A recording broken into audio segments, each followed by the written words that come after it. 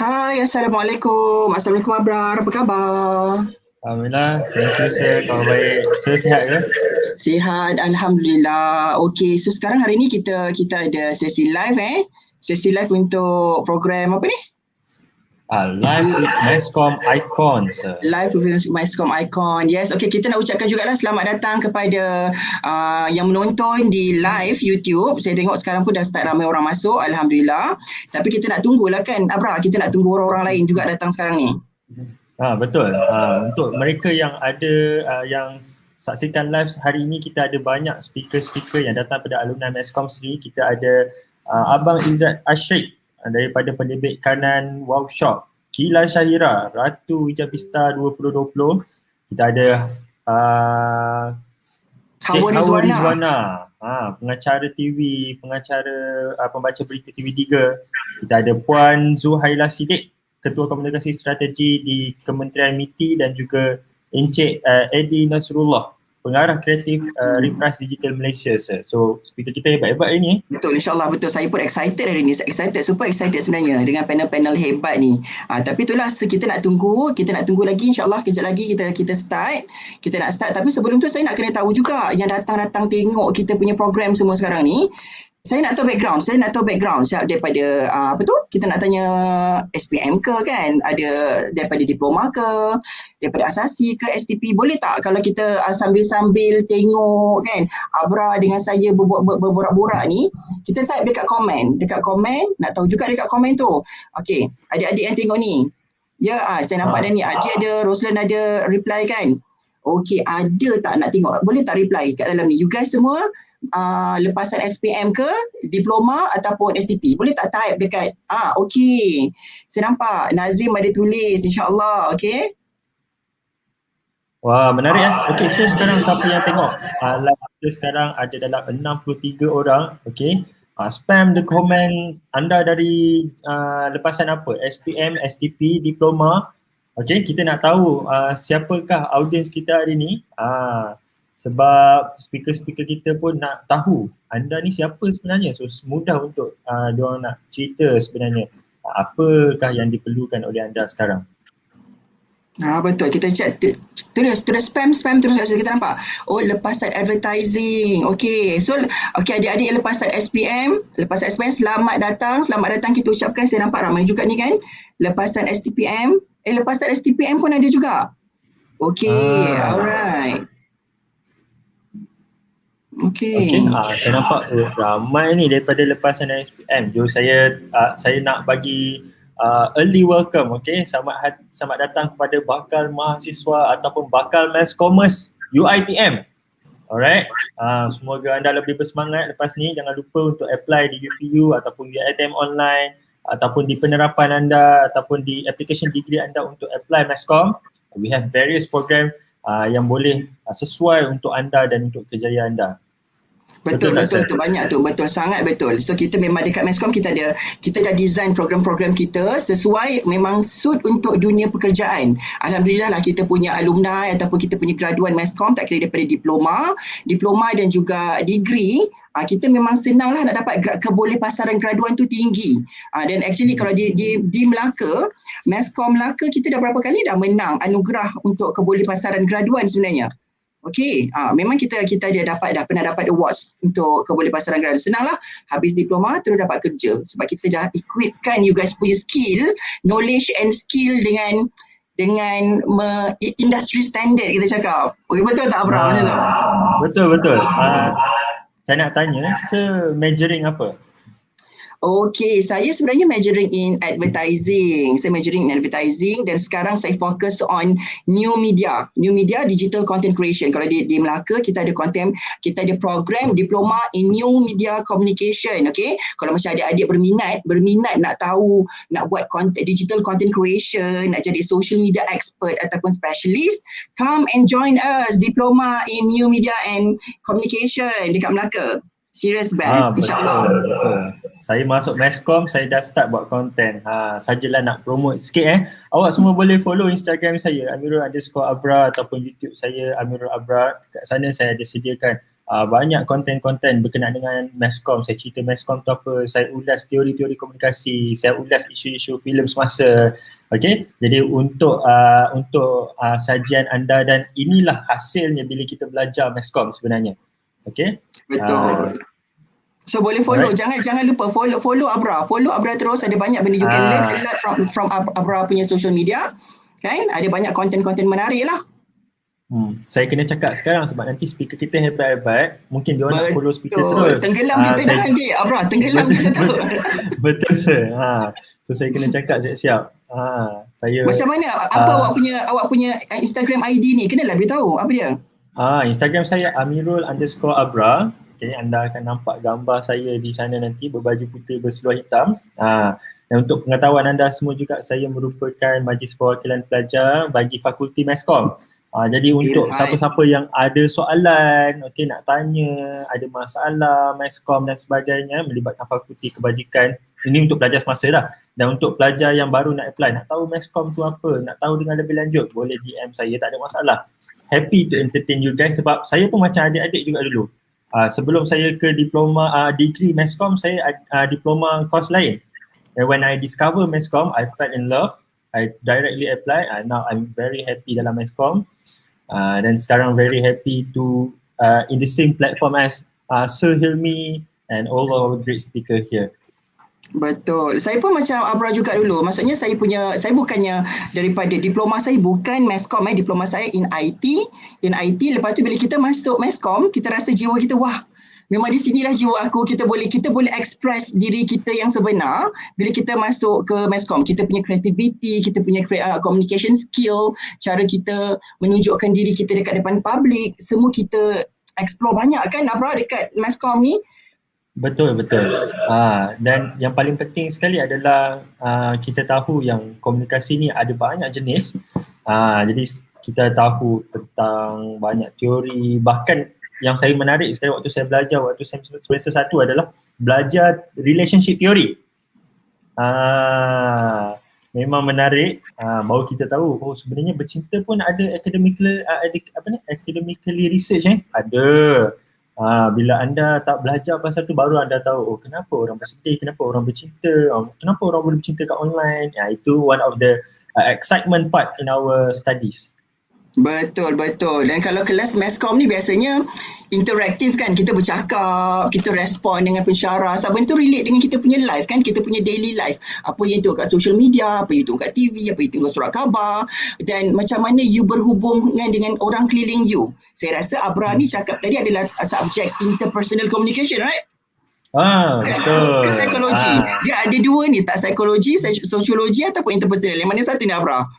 Okay, dia satu sosiologi, satu lagi the first fundamental yang kita belajar dalam communication theory. Com theory pun sangat berguna untuk kehidupan, betul tak? Com theory kita belajar dulu, kemudian baru kita belajar sosiologi. Sosiologi lagi mendalam lah, kita belajar pasal sosiologi rumah tangga lah dan sebagainya. So communication macam-macam lah. Okay.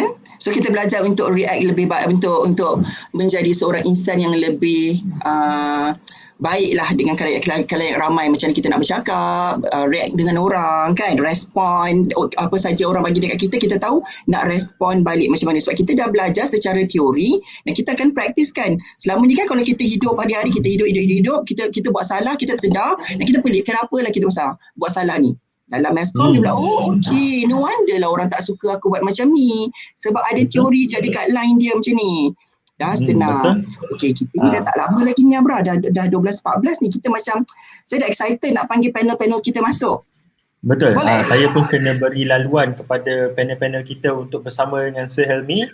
Jadi tanpa membuang masa lagi, saya minta izin untuk undur diri. Kita jumpa di lain hari, lain platform, ataupun kita boleh jumpa di social media. Saya serahkan pada Sir Helmi dan persilakan semua panelis-panelis kita hari ini. Let's go!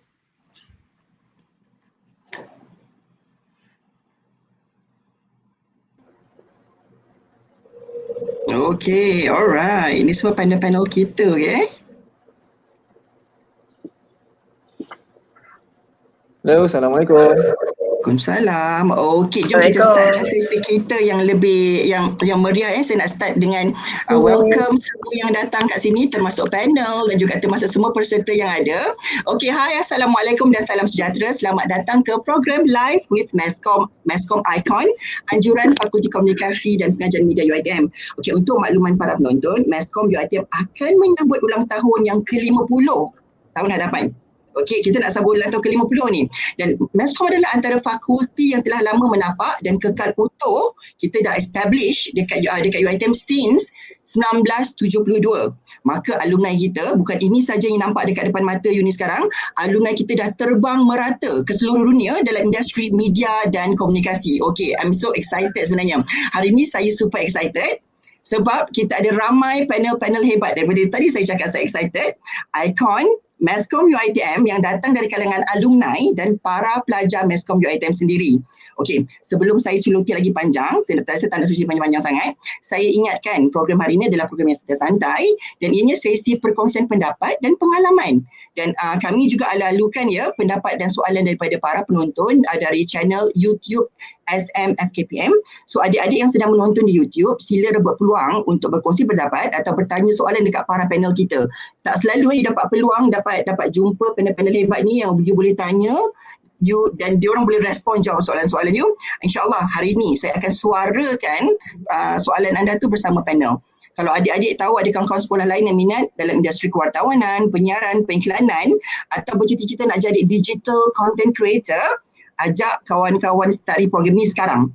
Kongsi link kami, ni boleh copy paste link awak ni, pergi blast dekat semua WhatsApp group, ajak ramai-ramai rebut peluang di dunia media dan komunikasi. Okey, saya nak perkenalkan barisan panel. Okey, saya nak perkenalkan panel Saya panel semua dah ready, semua cantik-cantik, handsome semua ni. Allah ya Tuhanku, tercabar saya hari ni Bersama hari ni, okey, saya mulakan dulu dengan Puan Zuhaila. Kita nampak ada Zuhaila Sedek. Okey. Hai Puan Zuhaila.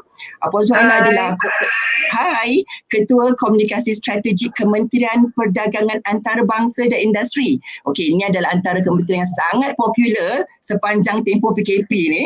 Dan Puan Zuhaila adalah antara watak penting kat sana, iaitu Ketua Komunikasi Strategik. Alright, next.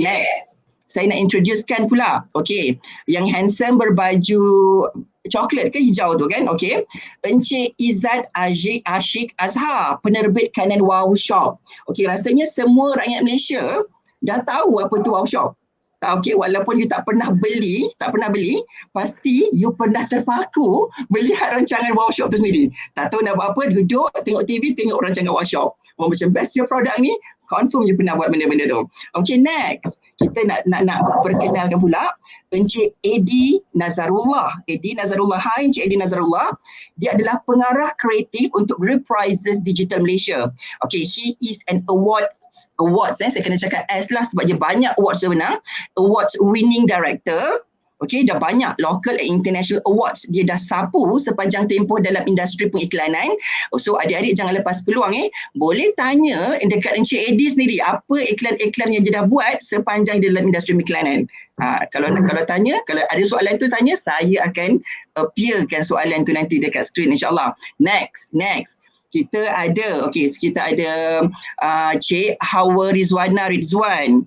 Okey, hai Cik Hawa. Saya rasa Waalaikumsalam Cik Hawa. Dia adalah penyampai berita dan pengacara di TV. Jangan korang cakap macam kenal je. Memang korang kenal, okey. Waktu PKP ni kan ada banyak waktu dekat rumah. Apa kata adik-adik tengok buletin utama ataupun wanita hari ini, nampaklah muka tu muncul dekat kaca TV insya-Allah. Cik Hawa Rizwan ada kat situ. Betul tak Cik Hawa? Ya, insya-Allah. Dan akhir sekali, okey, yang memandang kamera kan, cantik muka, lighting semua elok tu Kita ada juara Ratu Hijabista 2020 and host The Hijabista Show, Cik Kila Syahira. Okey, sekarang Cik Kila merupakan pelajar tahun akhir, right? Yes, betul. Pelajar tahun akhir broadcasting di UiTM Shah Alam. Hebat tak kita punya panelis kami. Okey, saya nak ucapkan terima kasih para panelis sebab sudi luangkan masa bersama Masscomm UiTM walaupun dah lama tinggalkan UiTM. Terima kasih. Sama-sama. Sama-sama. Ya Allah, I'm super excited. Saya banyak cakap tau, minta maaf sangat. So sekarang saya tak nak cakap lah. Saya tak nak cakap, saya nak bagi panel-panel kita pula semua cakap. Okay, sebab kita tak banyak masa. Panel dia punya input yang lagi best. Pengalaman dia orang ni semua super. Tapi sebelum kita nak go deeper, saya nak bagi macam challenge lah dekat semua-semua panel yang ada ni. Gitu. Challenge katanya. Tak adalah challenge sangat. Okay. Alright. So, saya nak macam ni je. Dalam 1 minit, in 60 second, saya nak semua panel, setiap panel sediakanlah. Kenapa Masscomm? Kenapa ambil Masscomm dulu? Okay, 60 saat aja, 60 saat, tak boleh lebih. Saya nak set timer sekarang. Siapa lebih saya net, masa terlebih. Okay. Alright, siapa nak mulakan dulu ataupun saya nak sebut nama? Boleh sebut nama lah. Sebut nama. Okay, saya nak sebut nama. Sebut nama saya nak bermula daripada yang paling last lah. Cik Kila. Boleh Cik Kila? Saya tadi introduce Cik Kila paling last. Boleh. Cik Kila lah paling pertama. Boleh. Okay, saya start sekarang ke? Okay.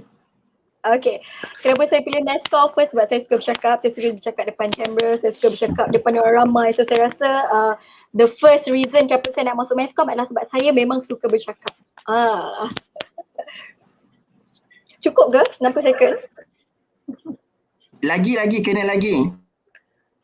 And second, saya suka networking, saya suka jumpa dengan orang. Saya rasa macam Masscomm ni is the right path lah for me untuk saya build my career. Then dia memang merangkumi segala minat saya lah. So saya rasa saya buat keputusan yang bagus, keputusan yang betul waktu SPM dulu. Ada lagi ke masa? Okey, boleh. Terima kasih Cik Kila. Okey, Cik Kila sekarang, Cik Kila boleh pass the microphone dekat orang lain. Siapa pula Cik Kila nak pass ni sekarang? Okay, saya nak pass tu kepada Encik Eddy lah. Dia macam menanti tu. Kan, dia dah tak sabar nak jawab ni. Assalamualaikum semua. Boleh dengar Boleh. Hai Puan Halam.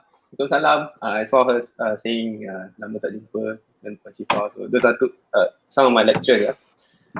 Back to the question why Masscomm, right? Actually, there's no specific reason why Masscomm at that time.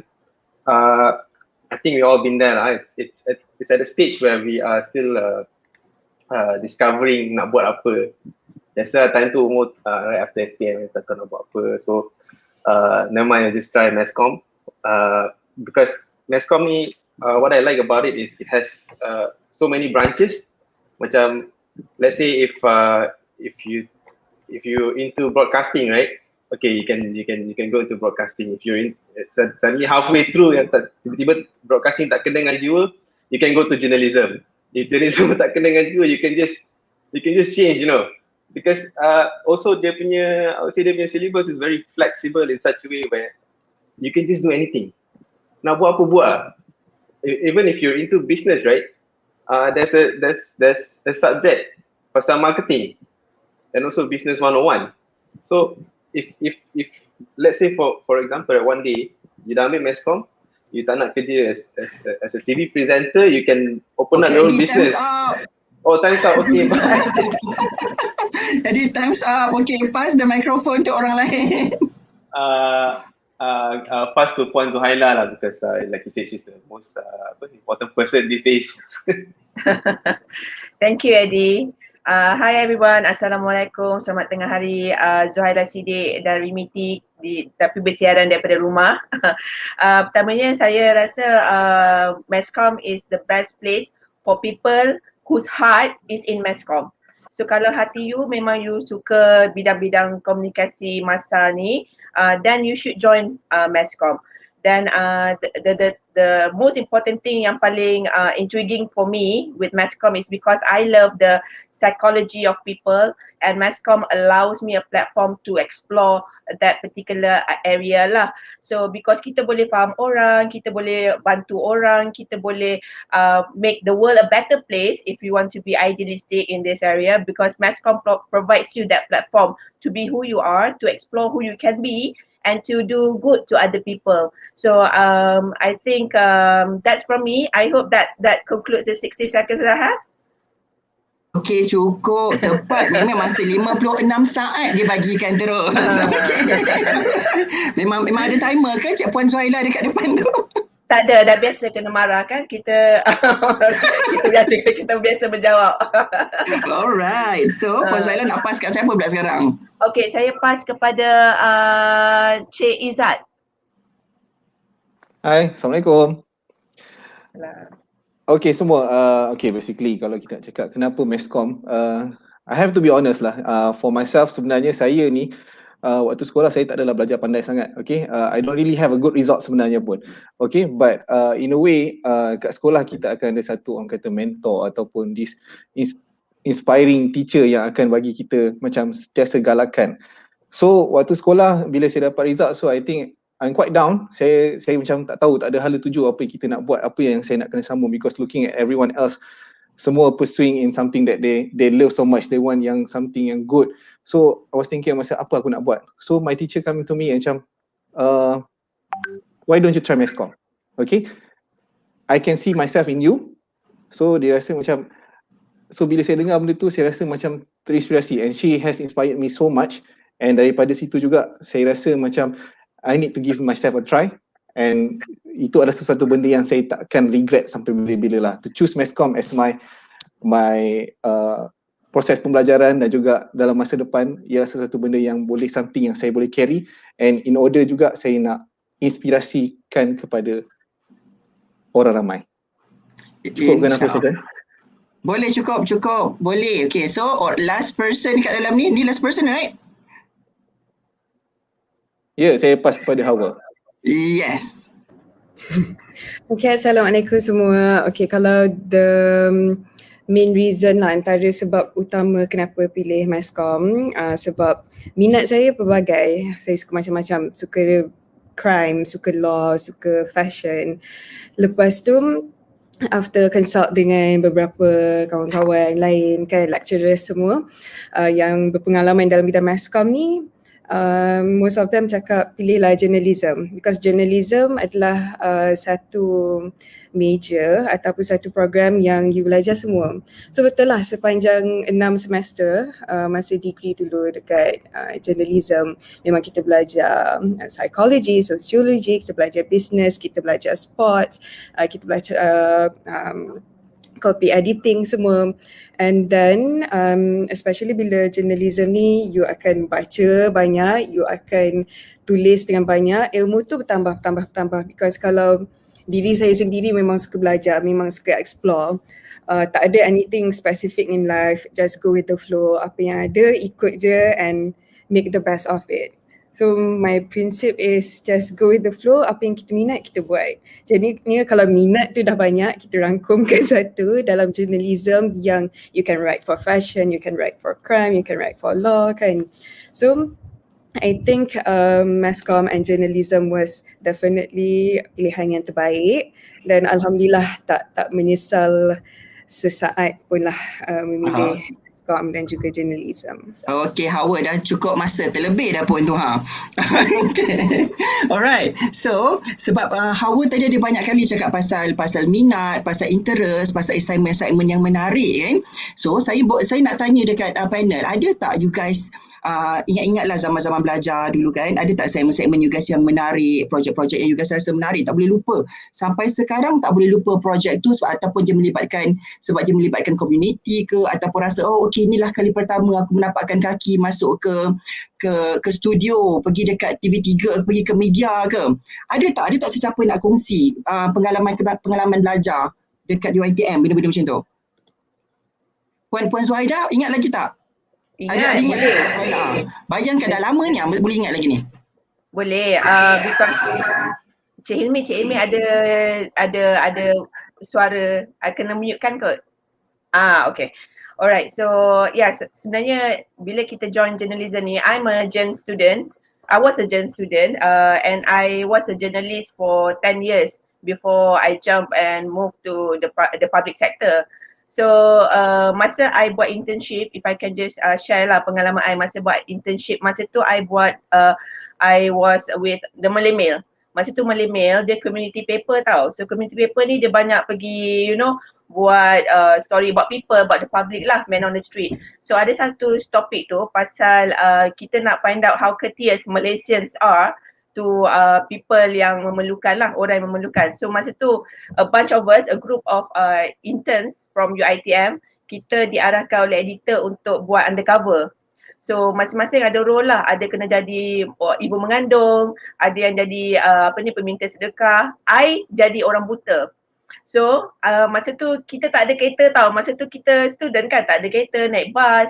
So yang editor kita tahu, you kena balik dengan story you.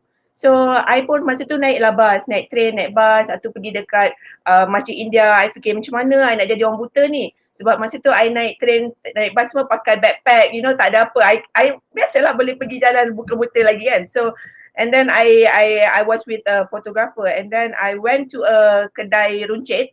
Kedai runcit tu dia punya owner tu yang jaga time tu adalah orang Bangladesh, and then I told him, boleh tak I tumpang you punya toilet, I nak tukar baju untuk jadi orang buta. So dia pun cakap okay, never mind lah, you go ahead.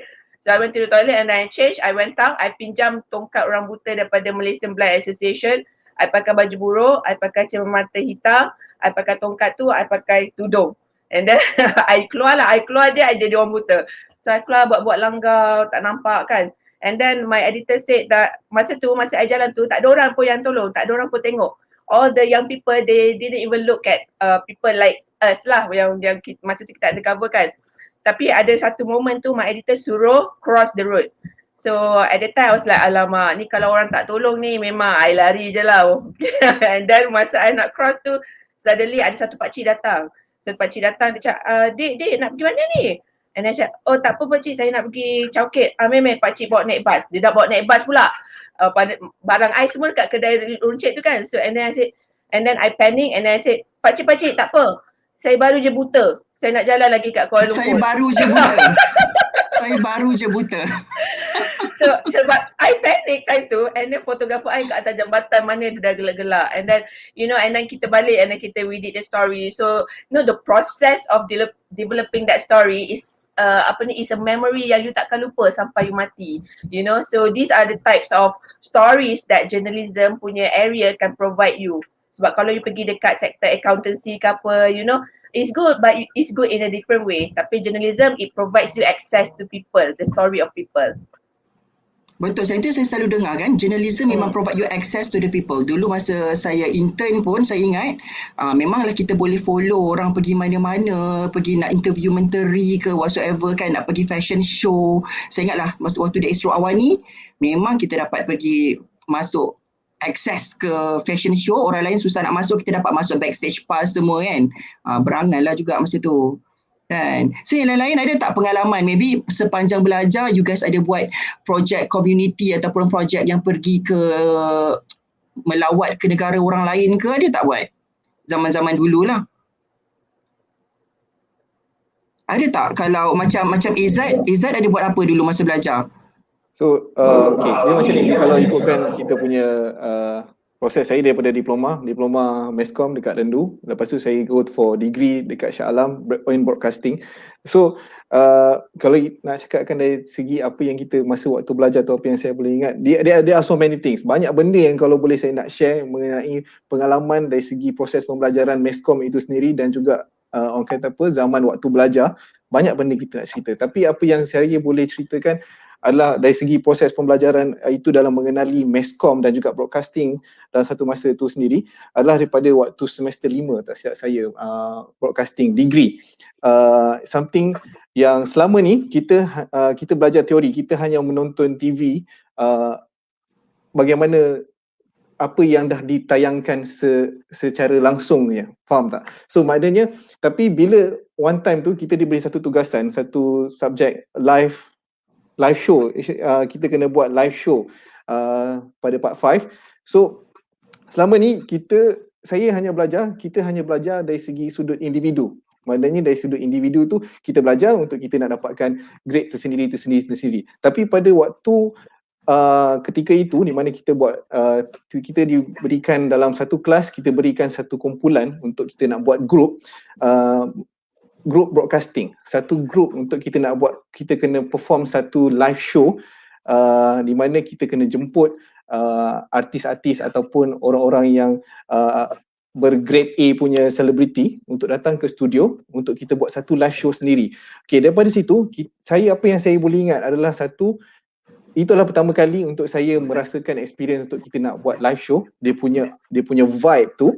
Dan juga pada masa tu juga apa yang kita belajar adalah waktu kita nak bekerja, apa yang kita nak buat ni, kita bukan buat seorang-seorang tapi kita buat dalam berkumpulan, di mana kat situ kita belajar untuk kita berkomunikasi antara satu sama lain among the team members, dan juga dalam pada masa yang sama kita belajar iaitu semangat sepasukan di antara satu sama lain.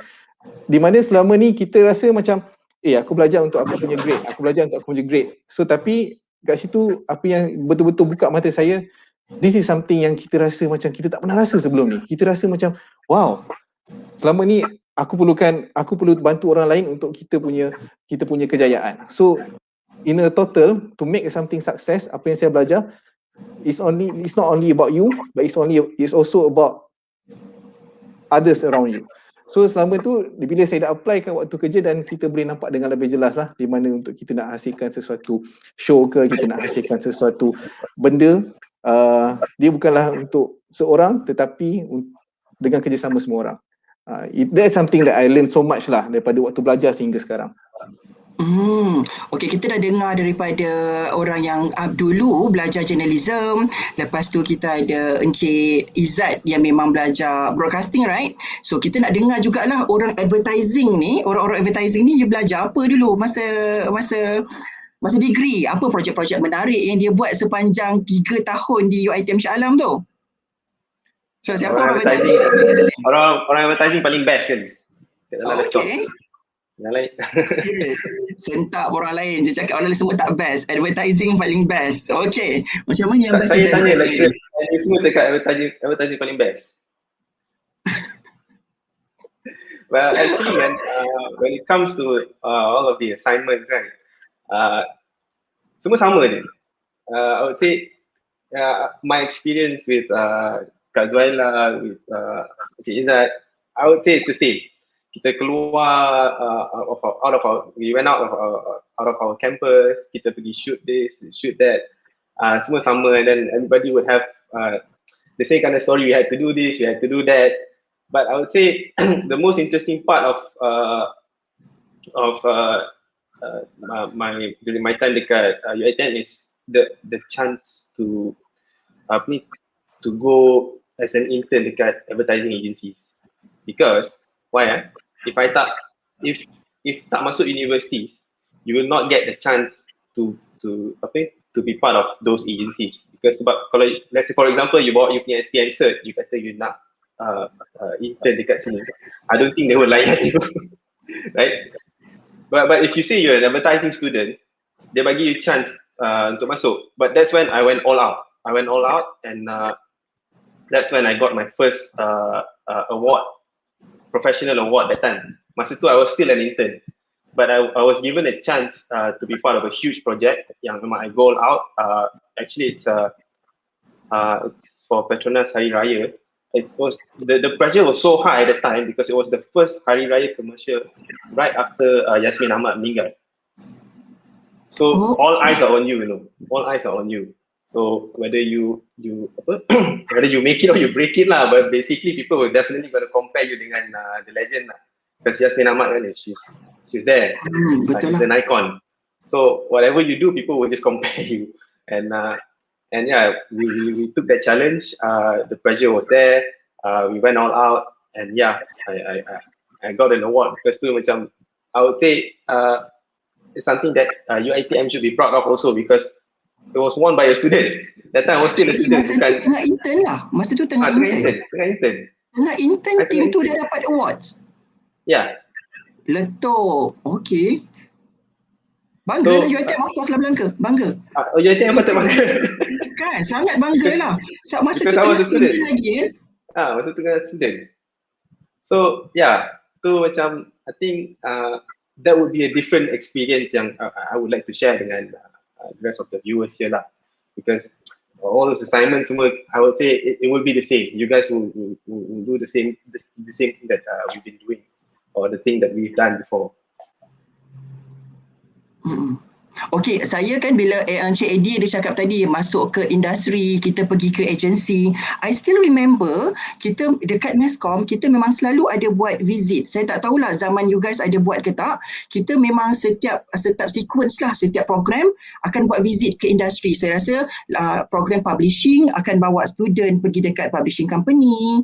Yang advertising, sebab saya advertising kan, advertising kita akan buat macam macam industry visit a day, satu hari kita pergi, pagi pergi dekat satu agensi, petang kita pergi ke agensi lain, kita ambil feel kan. You guys masa belajar ada tak buat benda-benda macam tu?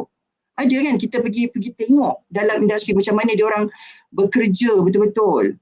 Okey, zaman saya kita ada buat juga macam a day in the life of of a copywriter. For example, kita kena buat video dokumentari macam like a 10 minutes video dokumentari, kau ikut je lah copywriter tu pergi mana, a day in the life of a copywriter. Shooting video, tapi yang seronoknya itulah kan.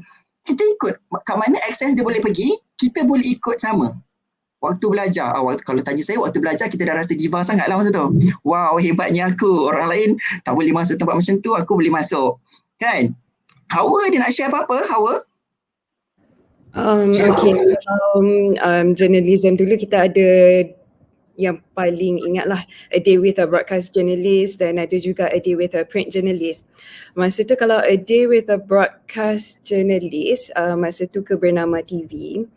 Rasanya itulah the first experience kita tengok macam mana journalist buat kerja kan, with cameraman semua. Bukan dari segi journalism je.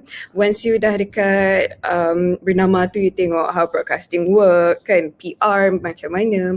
And then walaupun you're a journalist, you kena ada satu PR skill yang bagus kan. You kena pandai nak tackle your interviewee, macam mana you nak tackle interview orang. So from masa itulah banyak kita belajar. Kalau a day with a print journalist, masa tu dekat Berita Harian, ada ikut satu jurnalis ni, Kak Sofia. Masa tu ke rumah duta Australia, tak silap. Lepas tu from there dia cakap lah, okay, the day before nak pergi assignment tu dia bagi tahulah pakai baju macam mana, make sure formal because event tu event yang formal. Sebab journalism ataupun even Masscomm pun communication pelbagai kan, kita ada hari yang pergi crime, ada hari yang pergi fashion show. So personality pun you kena ada banyak. Macam mana nak tackle interview menteri, macam mana nak interview artis, macam mana pula nak interview doktor, cara dia macam mana pula.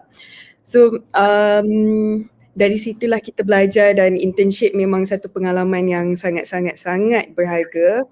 Macam tadi Cik Eddy cakapkan, masa internship ni lah memang kita go all out. Sebab kalau kita buat salah pun tak apa, because you're an intern. Ramai yang cakap, intern ni buat je apa-apa, buat je, go all out. Sebab masa tu lah you buat salah, tak ada siapa nak marah. So I did my internship dekat Wanita Hari Ini masa tu, sebab Wanita Hari Ini ni dia live talk show. Dalam masa yang sama, kita pun boleh buat kerja journalism juga. Pergi buat story pasal gelandangan berbuka puasa, pasal mental health stories, macam-macam yang kita buat pasal penyakit Down syndrome. So dari situ kita belajar empathy juga. Dia bukan kita belajar benda-benda factual juga. Sangatlah kan tak ada. Ada orang yang lagi susah dari kita. Lepas tu dari Wanita Hari Ini tu juga bukan kita belajar benda yang Masscomm base saja, broadcasting, journalism, tapi benda-benda remeh-remeh pun kita buat juga. Misalnya tolong ambil kasut host, tolong belikan air untuk host, and then kita buat editing juga. Masa tu saya lah student journalism, tak reti nak buat editing. So masa tu kawan-kawan broadcasting yang buat internship dekat tempat yang sama, dekat Media Prima juga, tolong ajar editing. So pentingnya sebenarnya masa kita belajar, kita kena mix around, kena belajar nak knocking mulai dari zaman belajar. Lepas tu memang akan sangat-sangat membantu during internship.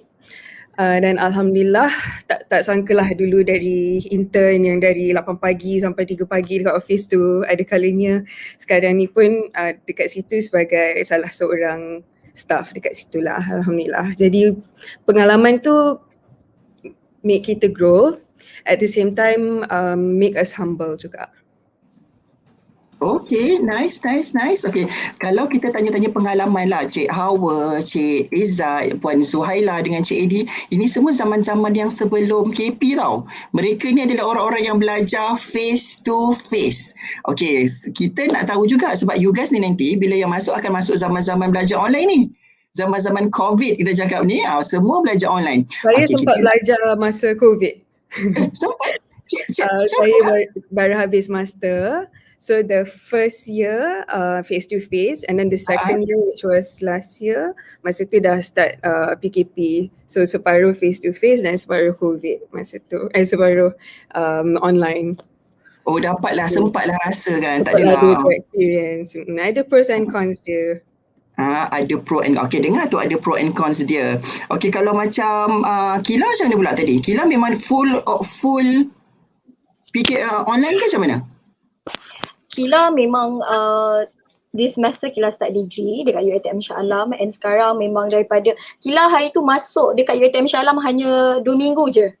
2 minggu je, lepas tu memang dah terus PKP until now. Kila dulu ambil diploma dekat UiTM Rembau sebab masa tu UiTM Rembau kampus baru. Kan untuk adik-adik yang baru lepas SPM kan nak masuk diploma mungkin tak tahu lagi nak bidang journalism ke bidang broadcasting ke kan, macam akak-akak abang-abang cerita tadi kan. Mungkin macam Kila start daripada diploma. Time tu memang kita ni orang yang masih muda, yang masih lagi confused dengan hidup, apa yang kita nak belajar, apa yang kita nak kerja sebenarnya kan. Dan masa Kila masuk Masscomm during my diploma, kita belajar sosiologi, kita belajar psikologi, belajar broadcasting, public relation, journalism. Kita get a chance untuk belajar semua, untuk faham semua, so that untuk ke degree baru kita tahu major kita kat mana sebenarnya. And the fun part, waktu dululah sebelum COVID, waktu zaman diploma, memang university life memang tanya siapa-siapa memang best, memang seronok. Sebab kalau orang kata Masscomm ni, kalau bila title Masscomm ni title bising. Budak-budak Masscomm jenis-jenis bising, budak-budak Masscomm jenis-jenis hype kan. And itu sebenarnya yang buat Kila rasa seronok berada di Masscomm. Sebab waktu Kila sebagai pelajar Masscomm di UiTM Rembau, it was fun sebab Kila dapat buat banyak sangat jenis event. Ada satu event tu yang International Gigs, which is ada student-student daripada Indonesia datang ke kampus Rembau, and it was fun untuk kita berjumpa, kita networking dengan orang daripada luar. Dan masa during diploma year juga Masscomm ni dengan event takkan terpisah. Basically you akan learn banyak, you akan jumpa macam-macam jenis orang, you akan belajar pelbagai jenis bidang, and you walaupun you rasa macam boleh ke aku buat benda ni, boleh ke, you akan boleh. Percayalah, you akan boleh. Sebab you ada kawan-kawan lecturer-lecturer yang sangat very supportive and akan encourage you and percaya dengan you. Dulu saya ingat lagi waktu saya ada buat event untuk e-sport event.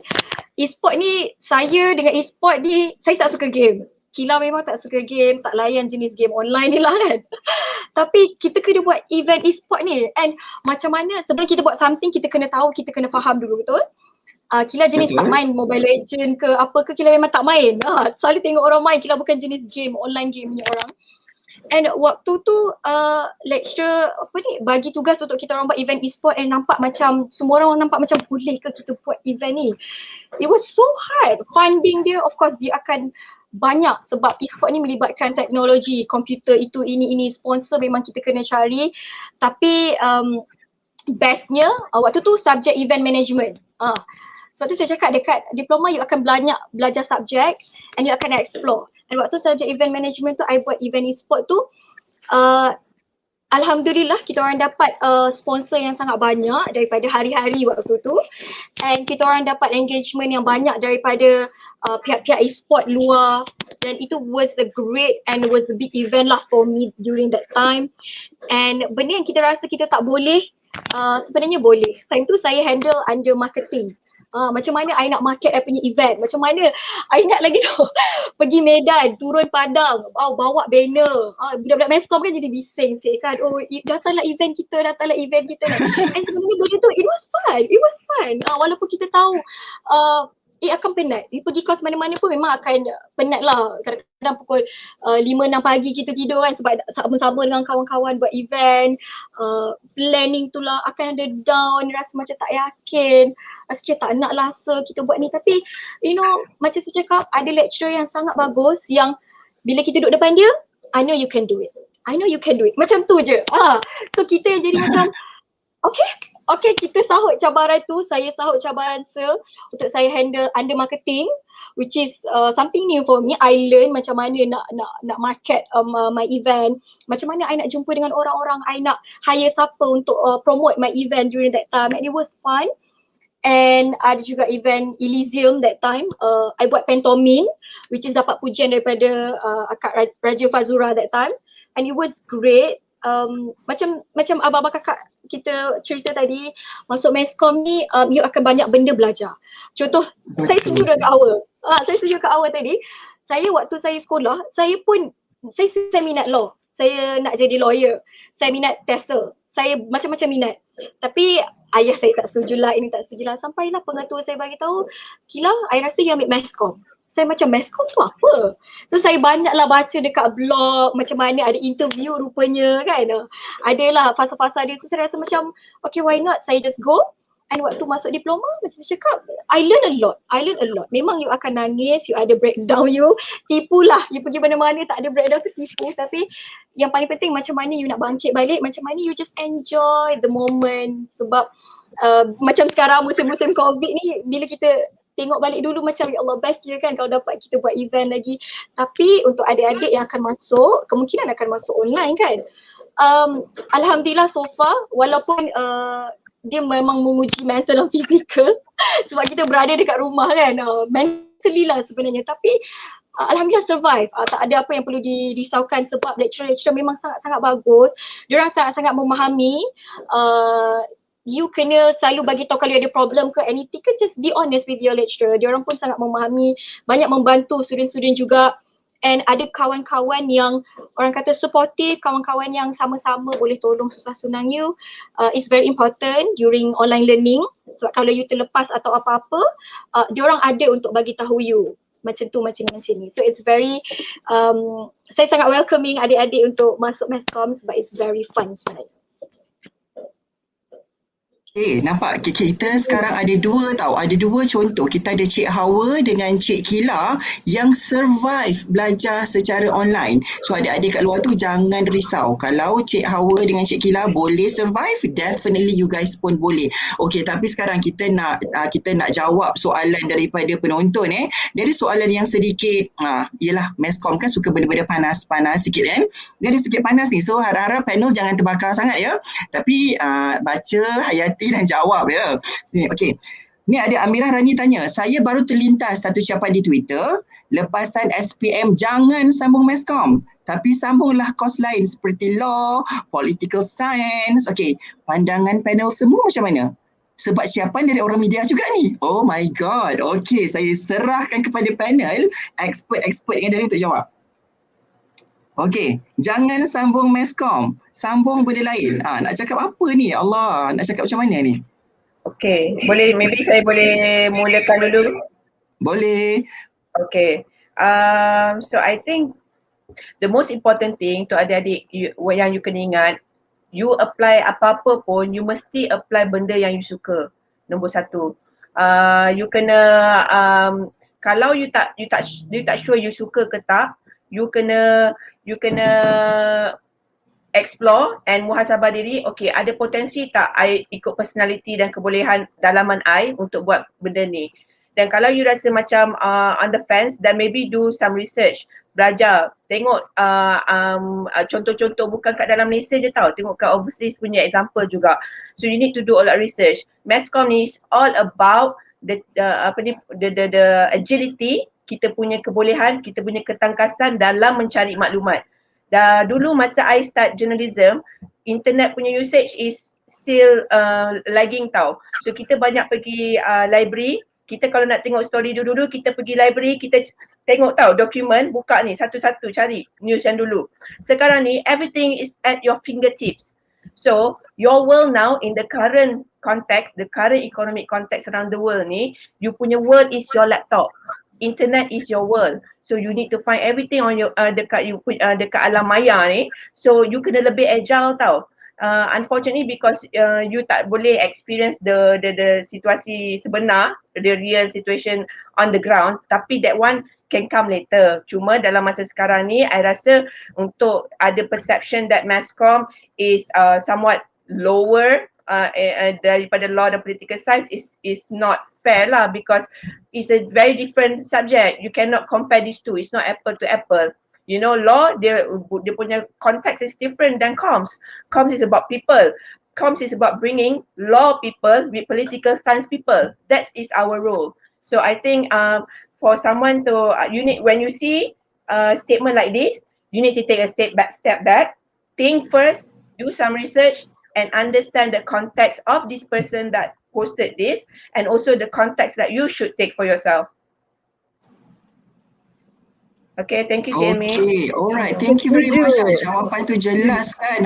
Dengar tu.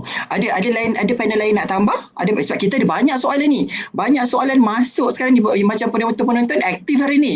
Okay. Saya tambah sikit lah, sebab saya rasa saya setuju sangat dengan apa Kak Zuhaila cakap tadi, sebab Kak Zuhaila cakap tadi. Because when we're looking at this as a big concept, kalau kita tengok nama Masscomm tu sendiri is a mass communication sebenarnya. Komunikasi masa. When you say mass, dia besar. Okay, it's very wide kan. So looking at kenapa kita kena memahami apabila kita nak ambil sesuatu course ataupun kita nak cuba mendalami sesuatu benda, I think kita kena faham betul-betul konsep apa yang kita nak belajar itu, apa yang kita tu. Sebab kalau kita tengok dari segi mass communication, something yang benda yang besar yang kita applykan dalam kehidupan seharian. Sebab even when we are talking right now, sebenarnya is a communication. When we are writing something, kita tweet something is a communication. We are drawing something, kita buat ambil gambar is a communication. Dia adalah dalam kehidupan seharian kita. Tapi semua orang akan cakap kenapa itu adalah benda yang kita buat hari-hari. Takkan kita tak boleh nak master benda tu.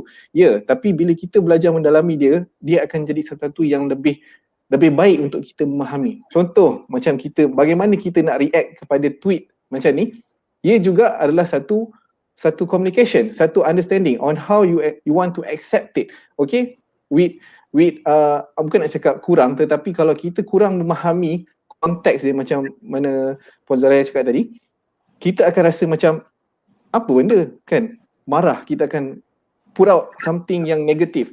So if we understand the context on understand macam mana kita nak menangani this kind of tweet, kita akan lebih rasa positif dan kita akan nampak macam mana benda ni akan memberikan benda yang lebih baik kepada masyarakat.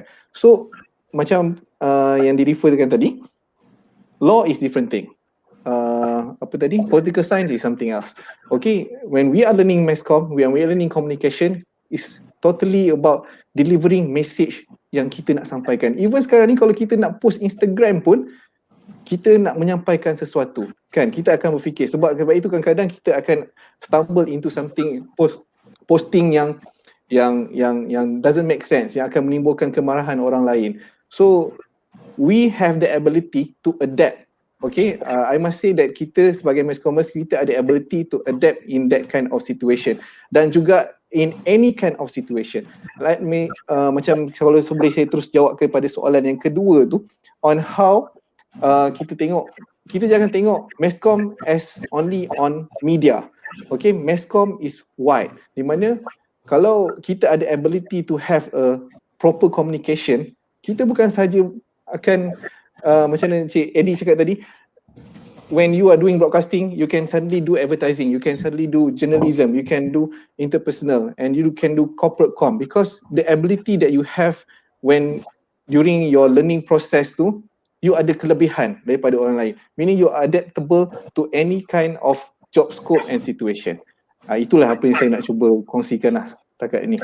Okey, betul tu, saya pun setuju. So saya dah dapat lagi soalan nombor 2 juga ni, soalan yang bukan soalan nombor 2, soalan kedua, dia related juga lebih kurang macam yang atas tadi tu, yang ni, tapi ini je lebih spesifik. Okey, soalan dia daripada Fatihah Ilzaf ya. Hi panel, saya pelajar lepasan SPM dan saya sangat menyukai bidang Masscomm. Tapi hari ini industri media struggle to survive.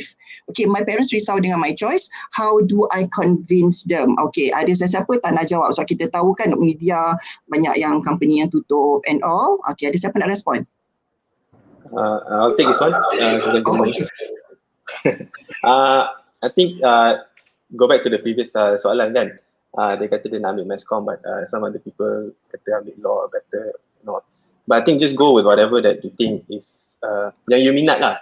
Sebab sometimes right, if you dengar orang cakap okay, law is good, but tak kena dengan jiwa.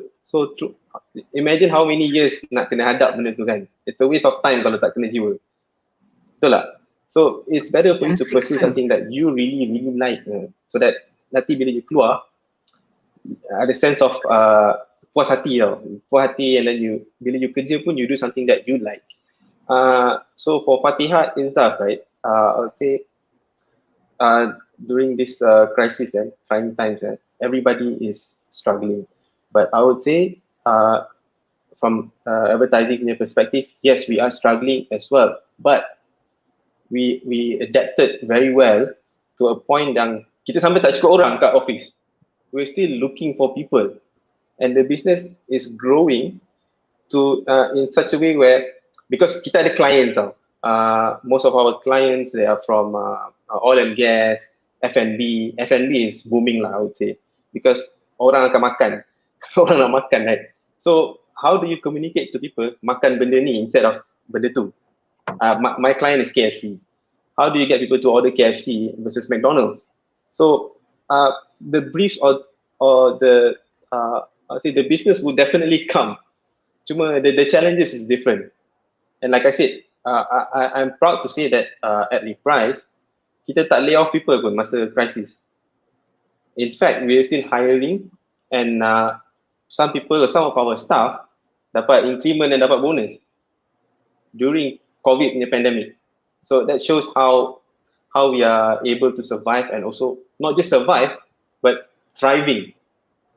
Survive is one thing, but thriving is another thing. So that's what we did. And not just Reprise, I'm sure every other agencies are doing the same as well. Saya rasa mungkin soalan tu dia cuma merujuk kepada satu bidang di dalam Masscomm, di dalam communication, dalam media tu saja kan. Sedangkan media dan communication ni dia luas juga.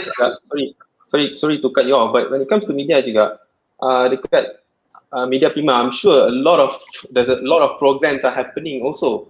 And WOWHOP, people are shopping at home now. I'm sure there's a lot of program that you guys are doing now. Kan? Orang dah tak keluar pergi mall. Sorry, okay, tadi line macam tu, okay. What I'm saying is orang dah tak keluar pergi mall. People are shopping from home now. So WOWHOP is definitely, I'm sure you guys are growing as well. Kan? And when it comes to PR, MITI, right, whenever there's a crisis, the first person yang diorang cari, of course, I'm sure, communication. What do we tell the public, you know?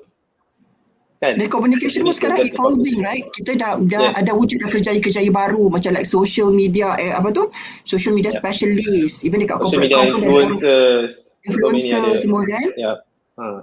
Cik Hilmi, maybe I can share. I think the current situation now, it deems the talent in strategic communications. So maksudnya dia boleh buat semua benda. Dia faham branding, dia faham marketing, dia faham advertising, dia faham publishing, dia faham reporting, you know. So actually bila you masuk Masscomm, adik-adik yang tengok live sekarang ni, bila you masuk Masscomm, tak kira lah you ambil bidang apa, journal ke, advertising ke, broadcasting ke, sebab semua ni dia memang bersangkut paut. Because when you do broadcasting, you need to do storytelling. Semua orang dalam Masscomm kena buat storytelling.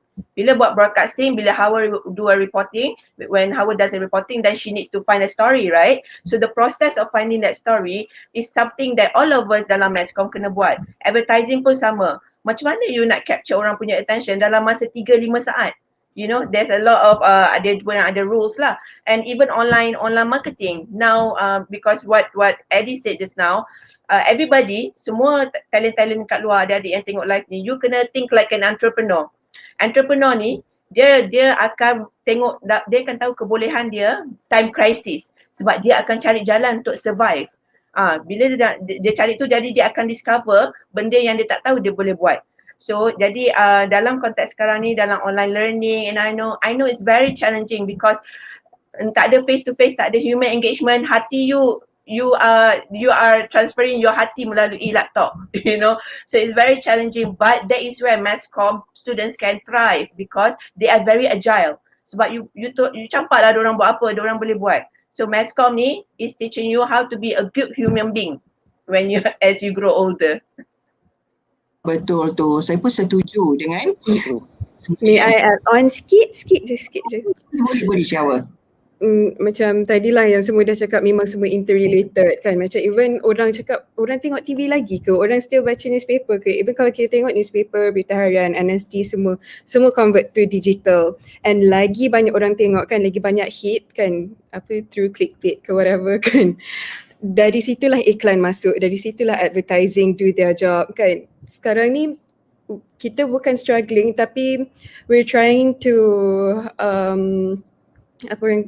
kita nak sesuaikan diri dengan new trends lah, dari traditional kita nak ke digital. Even kalau orang tanya what's the relevance of TV sekarang pun kan, in the end sekarang ni kita memang compete dengan kecepatan viral dekat Twitter kan. Contohlah kita dah tulis dah ni, dah buat dah skrip pasal LRT contohnya, kita dah buat dah skrip.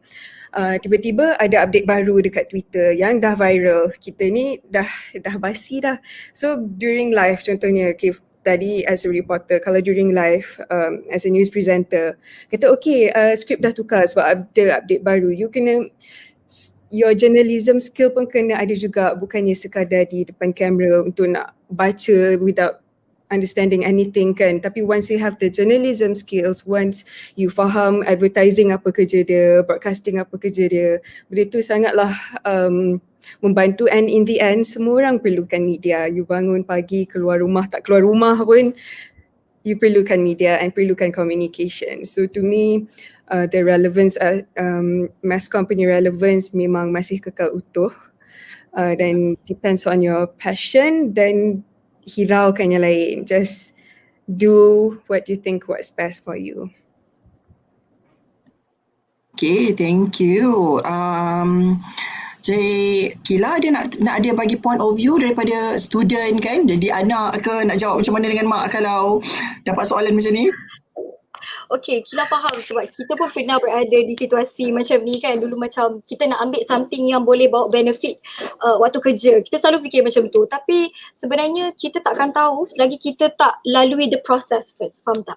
Kila percaya dekat law of attraction. Kita akan attract benda baik kalau kita fikir benda baik. Betul? Kalau kita fikir benda negatif, tak try lagi tapi dah fikir mesti macam ni. Kita akan attract benda-benda negatif. So Kila sangat-sangat pentingkan law of attraction sebab kat mana-mana kita pun, you ambil course law pun, kalau kita baca Twitter sekarang pun ada je orang course law, cosmetic cakap tak payah ambil ni lah, you go for this, tak payah ambil lah, you go for this. Akan ada, it happen to every courses. Dia sebenarnya ikut hati you, ikut minat you. Sebab yang nak hadap, yang nak belajar bertahun-tahun adalah diri you, bukan kawan you, bukan orang lain. Yang akan buat assignment is you, yang akan hadap bercakap depan orang ramai, yang akan went through all the struggles adalah you. So pilih berdasarkan minat, jangan separuh jalan rasa nak give up. At the end of the day you don't know aku nak apa sebenarnya dalam hidup ni. So be sure dengan minat you dulu. Pentingkan benda macam ni, memang you kena pentingkan diri you. Sebab for me supaya you buat and you akan hadapi your punya study process tu, you enjoy, you happy dengan apa yang you ambil sebenarnya. So insyaAllah semoga dapat buat keputusan yang betul-betul istiqarah ke kan, tanya pendapat mak ayah, convince diorang. You kena, bagi saya kena banyak study lah, mungkin banyak membaca, buat research macam Kila dulu. Kila banyak baca blog-blog, Kila banyak baca experience, kenapa bidang Masscomm ni apa. Macam sekarang kakak abang kita bagi tahu semua kepada digital. Kita bangun pagi, first thing first handphone. Kita pergi ke YouTube, kita pergi kepada social media. So benda-benda tu orang nak kata benda tak relevan, no. Benda tu sekarang orang memerlukan. So Masscomm is very important for us lah now. Thank you. Okay, kalau saya suka nak tambah pendapat saya. Pada saya media dan komunikasi ni, kita ni evolving. Kita berubah ikut waktu dan kesesuaian zaman. Kalau ada orang cakap Masscomm ni ataupun komunikasi tu tak penting, saya selalu fikirkan kalau doktor buat salah, seorang pasien dia mati. Okey, kalau kita bawa kapal terbang pilot buat salah satu kapal hancur, tenggelam. Okey, tapi kalau wartawan salah tulis, you boleh hancurkan satu negara pun. Ataupun PR salah tulis, habis the whole syarikat collapse terus. Kalau rasa Masscomm tu masih tak penting, nampak tak kuasa penulisan tu sendiri. Dia boleh membangunkan atau menjatuhkan sesuatu. Saya rasa sangat bahaya begitu kalau tak diasah dengan elok. Okey, so kita ni ada soalan seterusnya. Soalan ni saya nampak macam memang direct lah, specifically kepada Puan Zuhaila untuk zaman-zaman tengah krisis sekarang ni. Okey, soalan daripada Basri Rakijan. Soalan kepada Zuhaila, boleh share dengan kami pengalaman dengan MITI mengendalikan PR program, terutama ketika mengendalikan sebarang krisis. Ini spesifik untuk Cik Zuhaila, Puan Zuhaili. Okay, thank you Cik Amy. Cik Amy, okay. Cik Amy boleh mute. Okay, thank you. Alright, thank you Cik Basri for the question. Okay, it's very challenging, I must tell you. But I can say that because sebelum ni I was a reporter kan, so dia membantu banyak lah dari segi aspek storytelling tu. But I must say, if you're not part, dia punya situation dalam PR ni kan, PR for the private sector, PR for the public sector, very different, okay? So in the public sector, you punya stakeholder is too mixed. You punya mixture of stakeholders is just too complicated. You kena cater to the rakyat, you need to cater to the industry people, you need to cater to every layer of, dalam industri tu ada layers, ada big companies, small companies, penjaja and what not. Dalam rakyat tu ada banyak layers, ada orang tua, orang muda, dalam orang muda tu pun ada student, ada yang penganggur, ada yang kerja kilang. So so dia punya mix of stakeholders very complicated. So right now we are facing a lot of issues, but there are a lot of untapped opportunities juga. Okay, but the first thing that PR needs to do when you face with such a crisis, you need to calm down. Kita orang, we are the front line of MITI in terms of, kita ni messenger lah. Apa benda yang orang nak marah ke, orang nak tanya soalan, semua pergi kat kita. So sekarang ni, I look at it when everybody refers to MITI, it shows that we have the authority. So in that sense that kita nampak it's okay, people see us as their focal point. So our intent is we have to help whichever way that we can. So sekarang ni kita kena tengok dari segi PR kita, ada benda yang kita boleh communicate, ada benda yang kita tak boleh communicate. Sometimes when you don't see a response from us, there must be a reason. Bukan pasal PR tak buat kerja, pasal ni, but there must be a reason that we cannot tell people. Because when we do something, we need to do risk assessment tau. Penilaian risiko. So bila kita buat penilaian risiko, kita akan tengok, kalau kita buat A, dia punya manfaat is this, dia punya keburukan is this. Kalau kita buat B, dia punya outcome is this, C and D. So sometimes we have to make decisions based on what is the most safer for everyone. So PR dalam private sector dengan PR dengan dalam public sector is very different. So siapa yang masuk PR dalam Masscomm nanti, you need to think from the perspective of government juga, and perspective of private sector. Private sector you can move fast, something happen, you know already what to do. Dalam public sector, you want to do something, alamak, my minister, what would happen? Because ada political punya sentiment. So if alamak, my colleagues here, what would if I say in such a way, what would happen to the other ministries? So it's very complex. So this is an opportunity that I think the school, the faculty of mass communication can explore as you move forward, to look at the differentiation of the context, the complexity of PR in the current situation from the point of view of public and private sector. So dalam pengalaman MITI ni, itulah kita kena buat banyak penilaian risiko.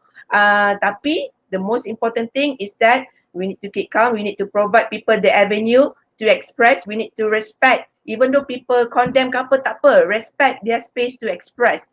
So PR, we must bagi orang space untuk bagi feedback. Okay, so whatever that people tell you, good or bad, is always good intel. So they are telling you, for example, kalau sistem kita down ke apa kan, people are telling you, maybe we can see that some members of the public, they even share some tips. They are becoming our spokesperson. you know, they are we are creating this community. So tak apa, walaupun bad ke apa, we take it. The good ones we also take, or we can enhance further. Kita tahu so macam mana, which area that we can improve, which area we need to like, you know, pay more attention to. And for untuk government ni bukan MITI sajalah, untuk PR government dia punya situation is a bit more complex because you punya stakeholders is terlalu mixed. Jadi kita kena ambil pendekatan yang strategik, timing kena betul. Kadang-kadang ada benda kita simpan tau, kita tak beritahu. Kita simpan dia, bila timing dia okay, pop, kita keluarkan. So these are the things that I can share lah. I cannot share fully what's really happening, but I can share with you the basic principle. Okey, itu sebabnya kita panggilnya strategic com kan Puan? Yes. Sebabnya kena ada strategi untuk nak deliver konten dan kena tahu timing yang sesuai untuk keluarkan konten tu. Yes. Alright, okey, saya suka sangat jawapan tu. Sangat banyak, saya pun banyak belajar hari ni, sangat suka ni. Okey, next question. Saya rasa ni ada soalan yang memang orang-orang yang minat untuk dalam bidang advertising kan. Soalan ni memang khas kepada Encik Eddy. Boleh kongsikan persediaan untuk bekerja di digital advertising agency? Soalan khusus untuk Encik Eddy.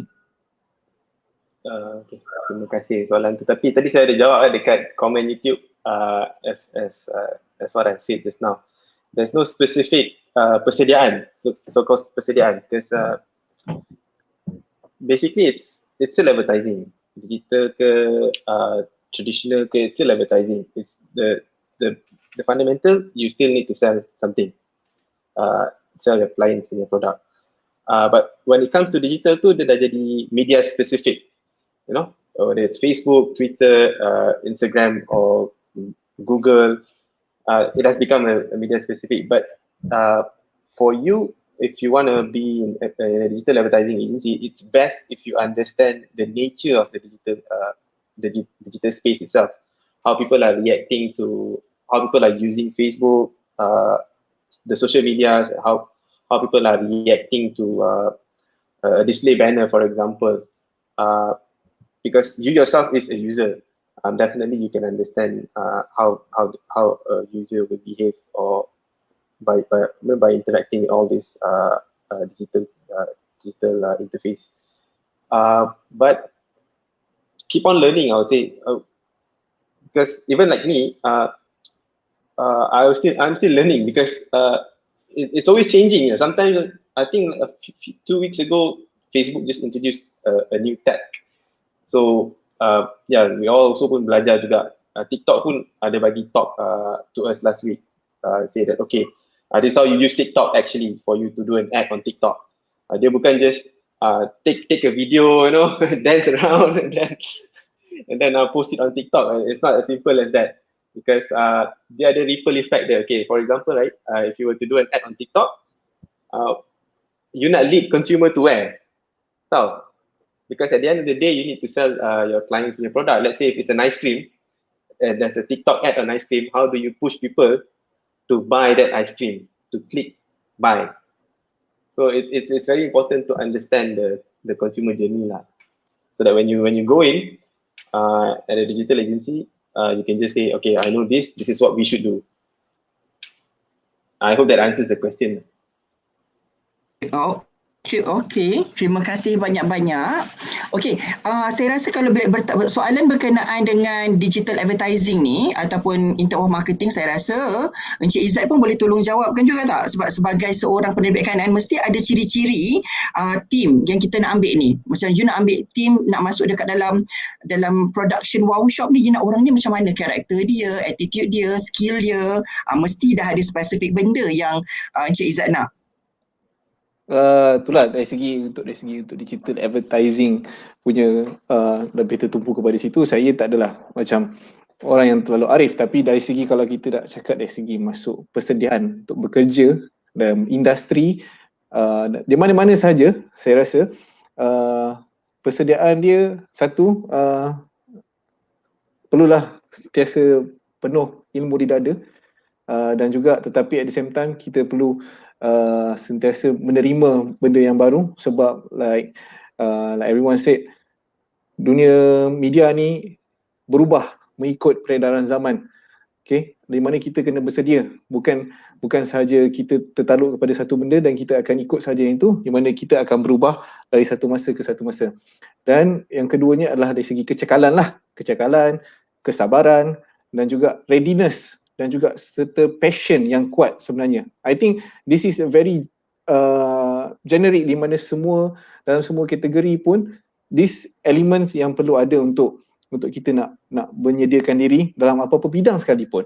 Because sebagai seorang penerbit sekarang ni pun, apa yang kita cari, kita perlukan someone yang willing, yang bersemangat untuk bersama-sama dengan kita untuk nak menjalankan sesuatu operasi tu kan, dari segi broadcasting ke, live show ke, dari segi persiapan ke, we need someone that is willing kan. Kalau kita tak ada willingness on doing it, so it's something yang kita tak boleh nak tolong, sebab in order to be ready is always on diri sendiri punya keupayaan diri, untuk kita nak push diri kita untuk kita buat.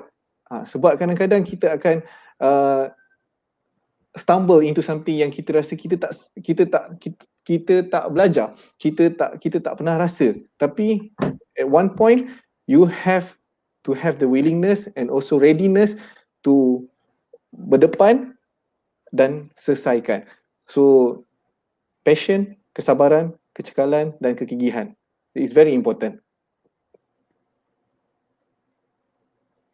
Okey, terima kasih. Ada dah nampak tak ciri-ciri yang Cik Ezzat dah cakap tadi tu, kecekalan, passion, willingness kan, ready, kesabaran. Okey, so next saya sebenarnya nak tanya terus dekat Cik Kila sebenarnya, sebagai student Masscomm, you dah belajar diploma dengan degree, macam mana Masscomm groom Cik Kila untuk maybe dalam assignment ke, dalam tugasan bersama pensyarah, communication dengan pensyarah semua, nak menyediakan Cik Kila ni menjadi seorang yang ada passion, yang cekal, yang sentiasa bersedia kan, yang willing untuk menjawab cabaran ataupun dapat apa-apa saja tugasan. Boleh tak kongsi sikit macam mana Masscomm boleh bentuk Cik Kila jadi macam tu? Okay, sebenarnya it's very fun question sebab bagi Kila dalam Masscomm ni dia jadikan diri kita lebih berani sebenarnya. Mungkin ada orang tanya, adik-adik ada tanya, kalau introvert boleh ke masuk Masscomm? Sebenarnya boleh. You pergi mana-mana courses pun, you introvert ke, you extrovert pun, sebenarnya macam mana you bawa diri you dalam satu-satu course tu. Contoh macam Masscomm, alhamdulillah Masscomm menjadikan saya sebagai seorang yang lebih confident depan kamera, lebih confident nak jumpa dengan orang dan sebagainya, networking, and it's a very good thing for me sebenarnya. Dan sebab during my diploma kita ada belajar public speaking. You guys adik-adik akan ambil subjek public speaking, akan ambil interpersonal communication, so macam-macam lagi jenis subjek yang menjadikan adik-adik lebih yakin untuk bercakap depan orang ramai.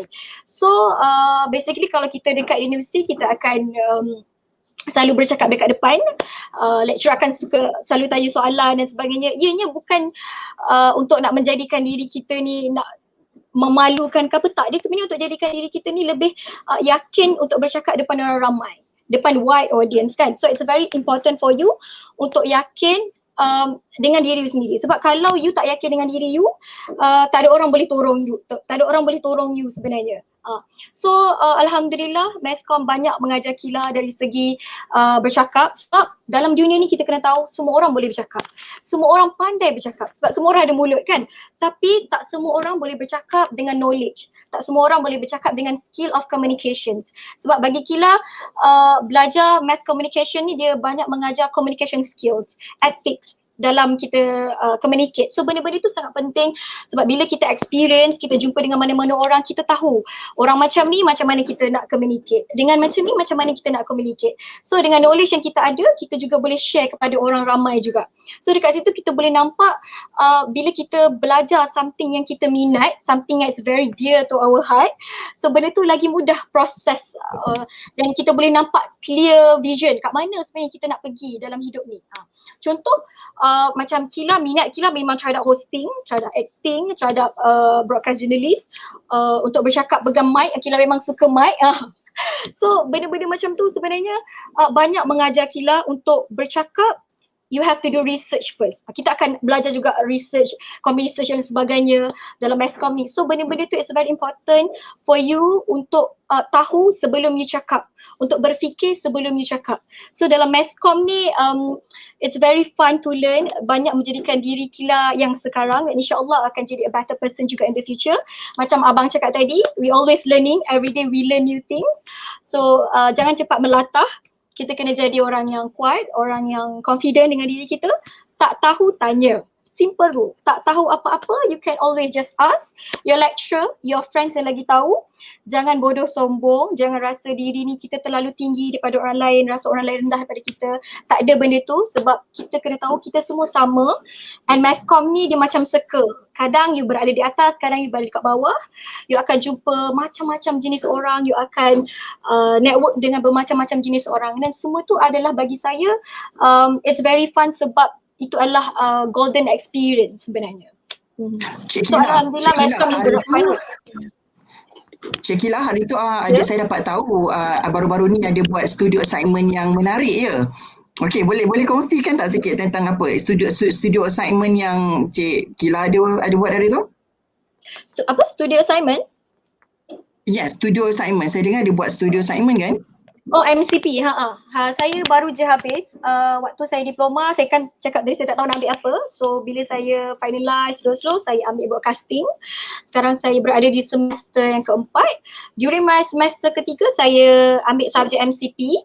Dia melibatkan diri untuk ke studio, tapi kan sebab sekarang kan kita COVID, so agak lama juga untuk saya masuk studio pada semester lepas. Dan alhamdulillah kita orang ada masa beberapa bulan, sekejap saja untuk kita orang praktis dalam studio tu untuk buat our own reality show. Dan kita orang tak boleh panggil artis ataupun mana-mana influencer luar sebab COVID.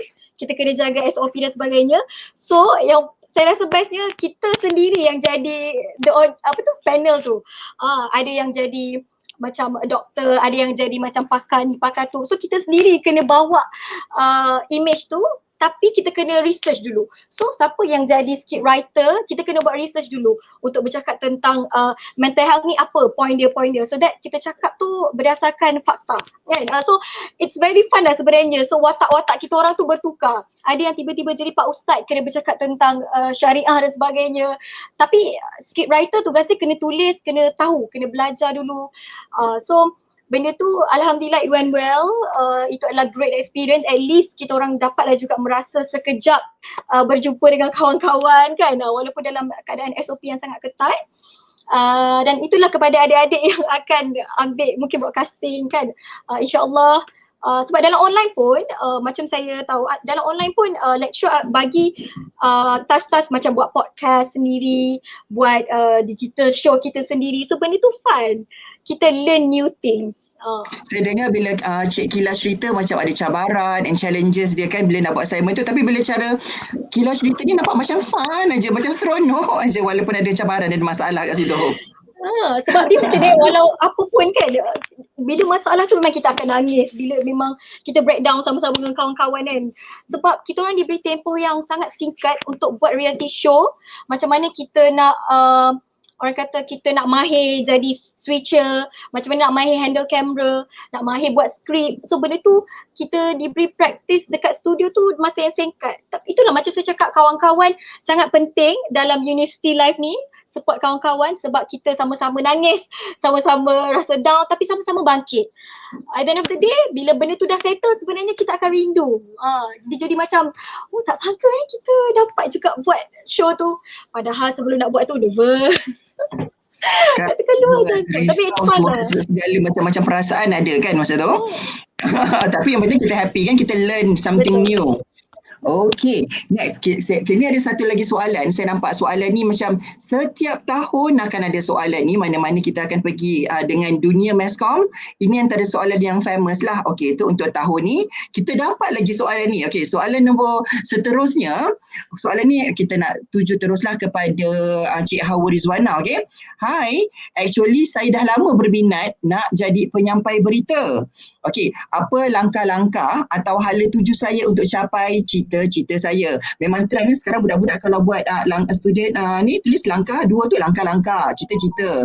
Style writing sekarang yang kertu-kertu macam saya harap-harap boleh faham baca tu. Okey, untuk Encik Hawa Rizwana, soalan tu. Okay, first kita apa-apa kerja pun kita kena tahulah niat kita apa kan, kenapa kita nak jadi seorang penyampai berita. Macam saya tu bukanlah satu cita-cita dulu, macam yang saya cakap dari awal tadi, saya jenis seorang yang just go with the flow.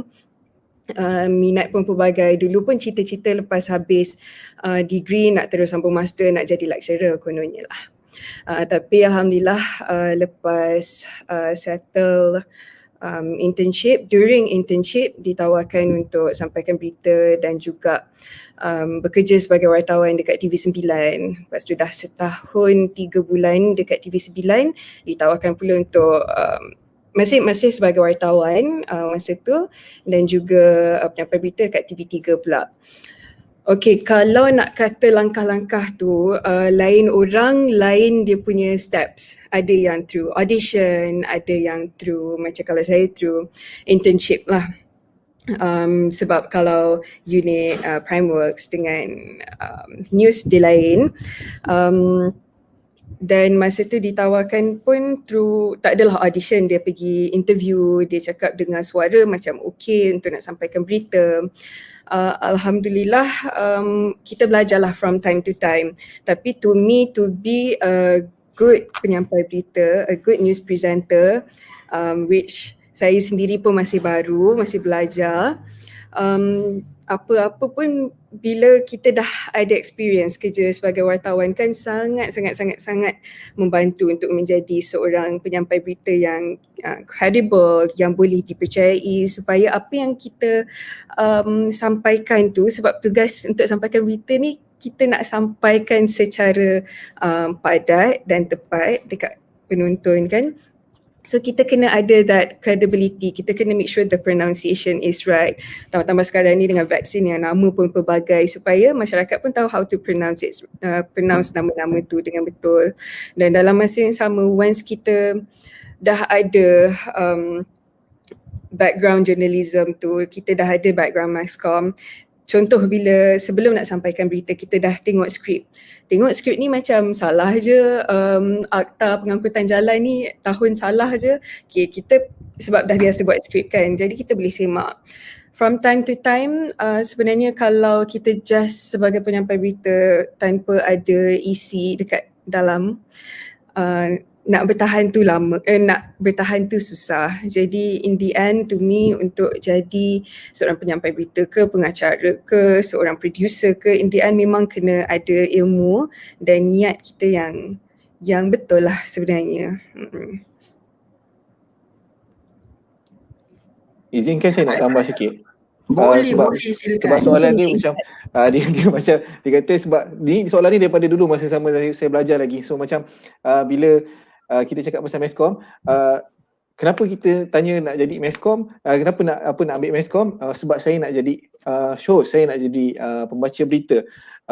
So itu pun juga adalah salah satu impian saya, di mana saya nak menjadi salah seorang pembaca berita. Tapi sebab kadang-kadang ialah sebab muka mungkin tak handsome sangat untuk menjadi orang paparan di depan TV kan. So tapi saya cuba nak ingatkan, di mana mungkin adik-adik yang sedang menonton ni, kita nak cuba saya nak cuba bagi satu gambaran lah, di mana Masscomm ni bukan saja untuk dunia famous, okay, ataupun bukan saja untuk menjadi seorang selebriti, di mana ia adalah satu credibility.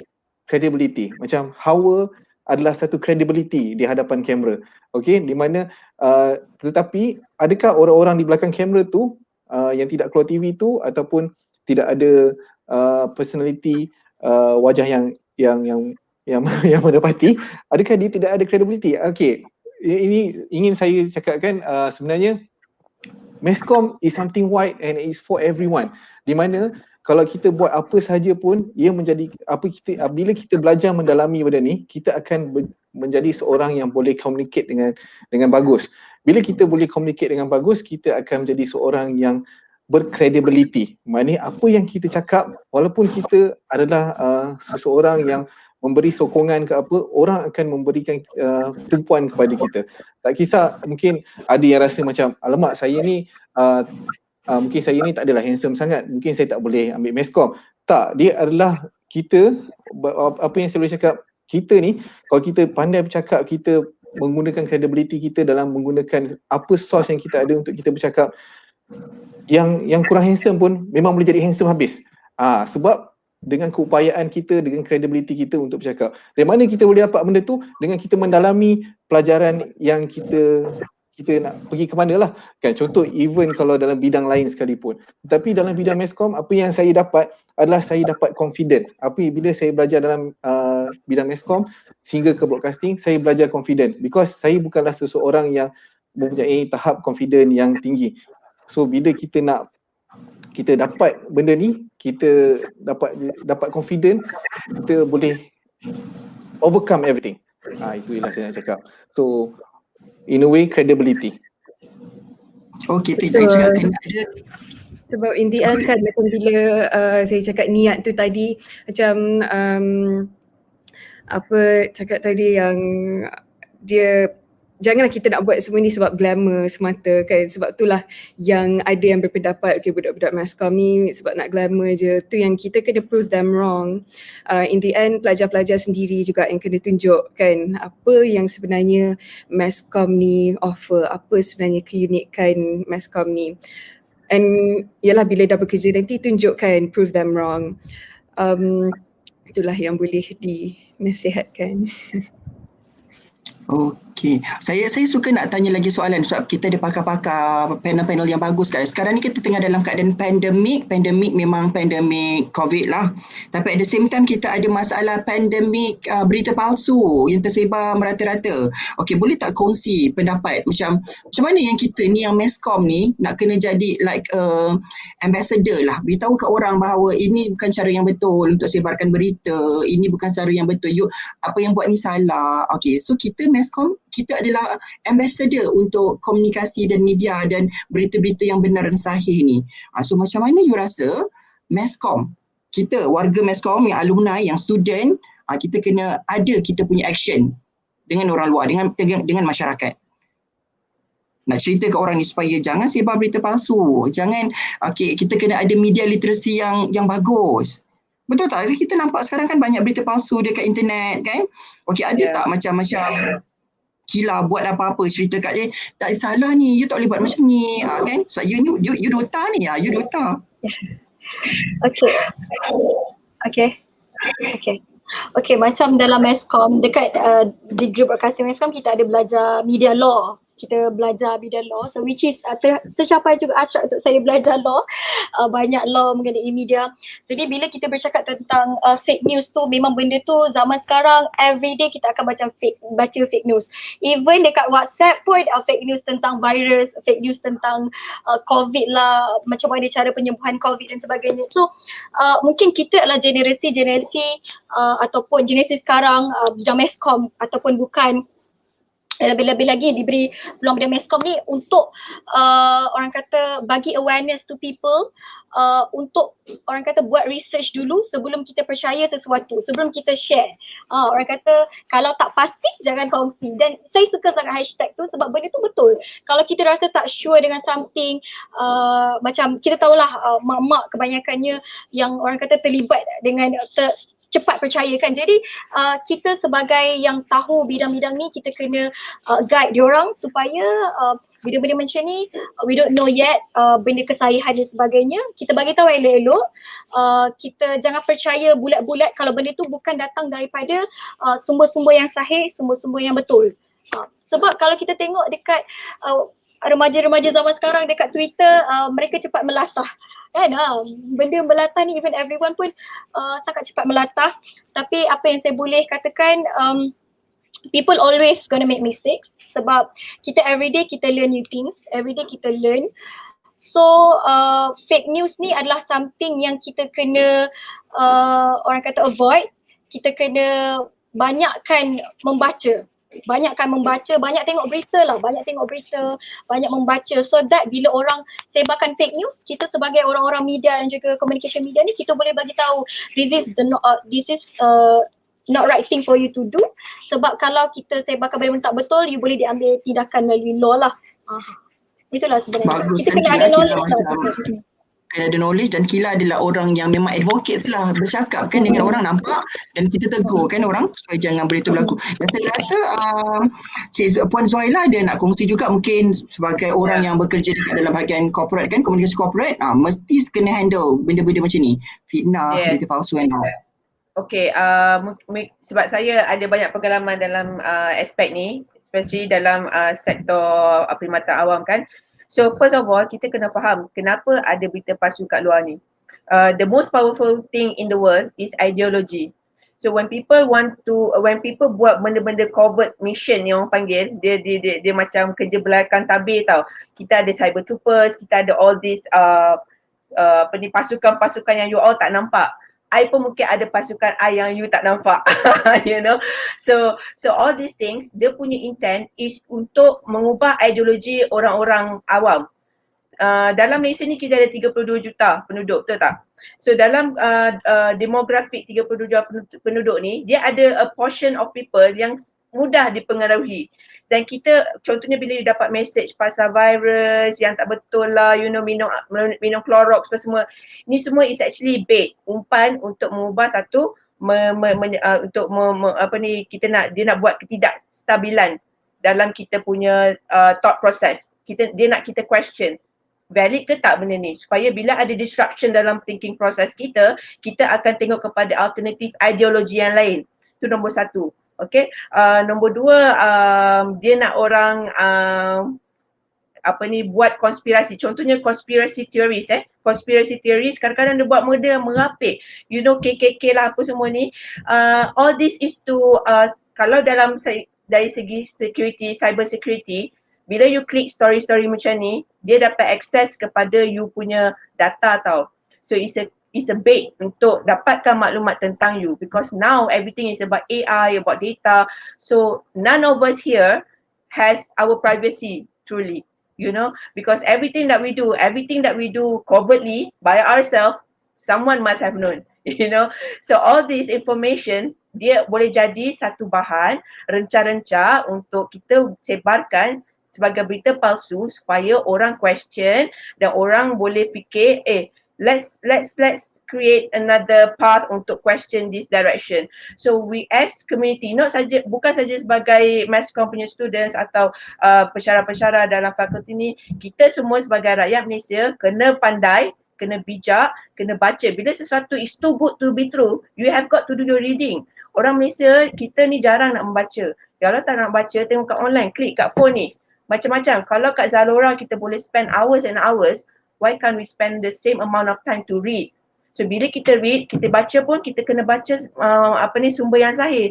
Baca daripada study daripada Harvard, baca study daripada UiTM, you know, all the studies that you've done, all the good things, all the research that UiTM students have done, it should be used. It should be utilized by all Malaysian public so that you can make a more sound decision. Okay, thank you. Okey, so kita dengar ya, memang kita dapat dengar pasal fake news ataupun penyebaran berita palsu daripada different perspektif, daripada orang yang bekerja dekat dalam industri, yang memang daripada orang strategik com. Okey, now kita ada banyak benda nak cakap. Kita seronok nak cakap. Saya sebenarnya bila baca komen-komen kat sini, banyak soalan-soalan yang saya nak keluarkan, tapi minta maaf masa kita limited. Minta maaf sangat dan masa sangat tak banyak. So ni kita dah sampai ke penghujung program kita. So saya nak minta tolonglah panel-panel yang ada. Tadi kita ada buat 60 second kenapa Masscomm kan. Now kita nak bagi peluang dekat semua panel 60 saat yang terakhir ni, apa nak sampaikan kepada para penonton, adik-adik yang baru habis SPM ataupun diploma, STP asas ni, apa nasihat ataupun kata-kata terakhir sebelum kita habiskan program kita. 60 saat saja. Sama macam tadi, saya set timer. Okey, kita nak mulakan dari siapa? Siapa dulu nak mula? Siapa yang dah ready nak mula? Ada? Kalau tak ada, saya petik nama, saya terus petik nama. Boleh? Kita mulakan dengan Ezzat lah. Okey Ezzat? Okey.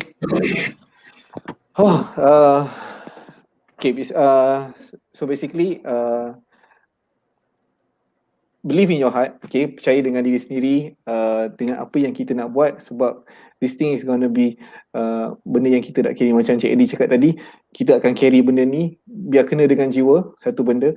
What I must say, kalau kenapa nak kena ambil Masscomm, is benda yang sangat besar, benda yang sangat perlu kita ada dalam kehidupan seharian. Saya belajar banyak benda sewaktu saya di Masscomm. Percayalah, enroll in mass communication, kita akan belajar banyak benda dan kita akan buat banyak benda-benda yang sangat menarik. Segala benda yang kita belajar dan segala assignment yang diberikan tak pernah lah saya rasa macam bosan untuk kita buat. Sebab everything is something yang related dengan current situation yang kita nak kena adapt. And persediaan yang telah diberikan adalah sesuatu yang sangat sangat efektif dalam diri sendiri, basically. Okay, apa yang saya belajar sewaktu di Masscomm dengan aktiviti yang telah dijalankan adalah sesuatu yang saya tak pernah menyesal, yang saya tak pernah regret. Kalau saya nak ulang balik waktu saya kalau boleh saya nak ulang balik waktu belajar. Sebab it's always something fun, it's always something that you can learn something new. Dan waktu tu jugalah waktu untuk kita nak mengenal diri sendiri dengan apa yang kita akan buat di masa akan datang. So always believe in your heart, kan? Saya rasa to promote Masscomm is something yang kalau saya dijemput lagi sekali saya tetap nak buat lagi, sebab saya rasa is something yang saya perlu kongsikan bersama dengan generasi-generasi baru, di mana apa Masscomm ni adalah sesuatu yang lebih besar beyond apa yang kita nampak, tetapi dia sesuatu yang harus dimiliki oleh semua orang. Itu saja daripada saya.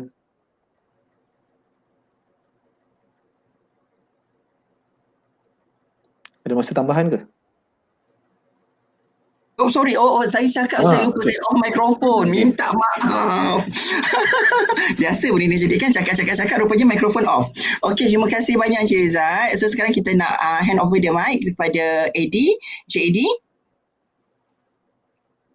I think I would say Masscomm ni is a faculty or a subject yang imagine it like a Lego blocks, Lego blocks. Your lecturers here will teach you how to build, let's say, a car, but you will be equipped with a skill where you can build more than just a car. They will give you Lego blocks, they will teach you how to build a car, but once you go out, you can just build anything. So basically, it's like that. It's very flexible in such a way, like I said, it's very flexible in such a way where you guys can pergi in any industries that you want to go.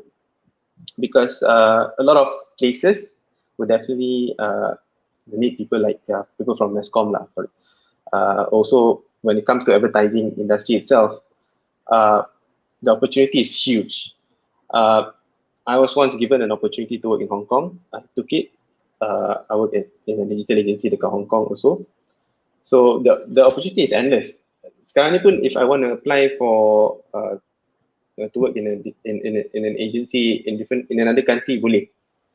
And if you were to, for example, nak jadi pembaca berita, you can also work as pembaca berita dekat other countries.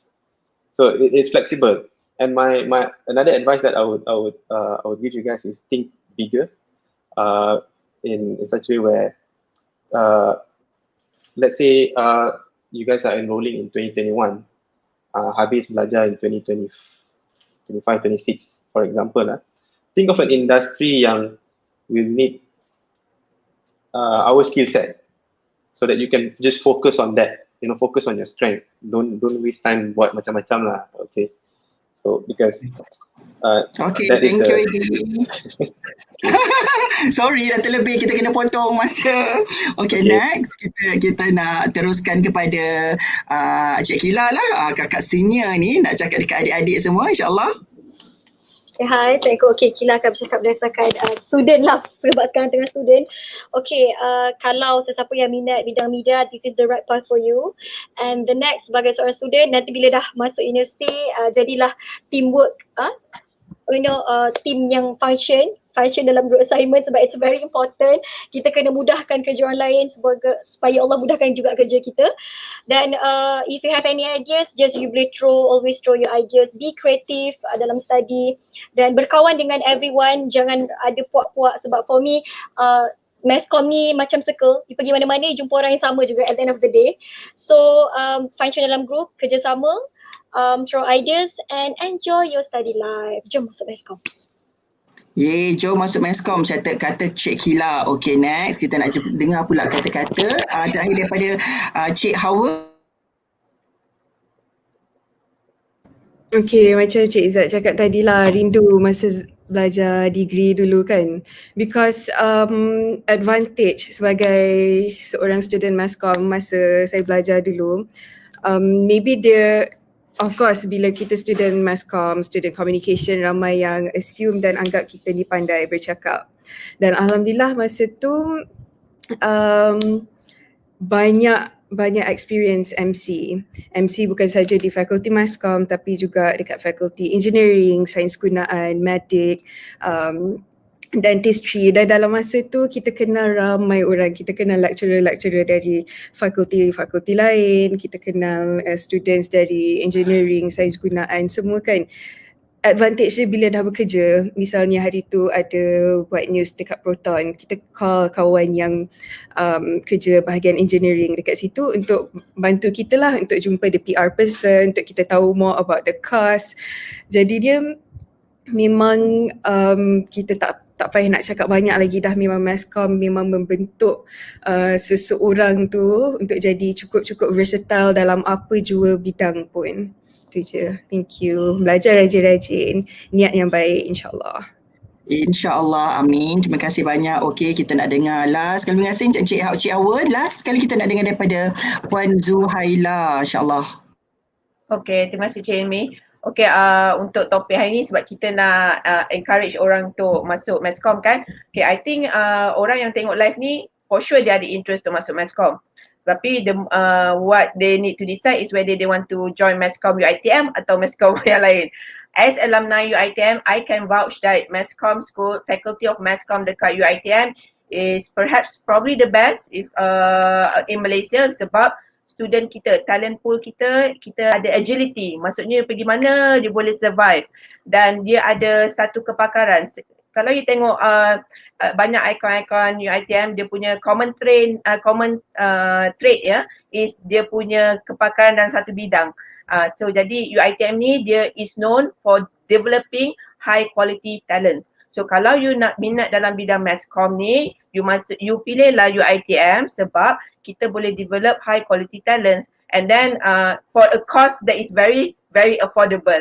Kalau you tengok school lain, fakulti lain, kalau private sector is very mahal. Dengan kos yang you bayar untuk UiTM, especially untuk Bumiputra dan orang Melayu kan, is very good value for your money.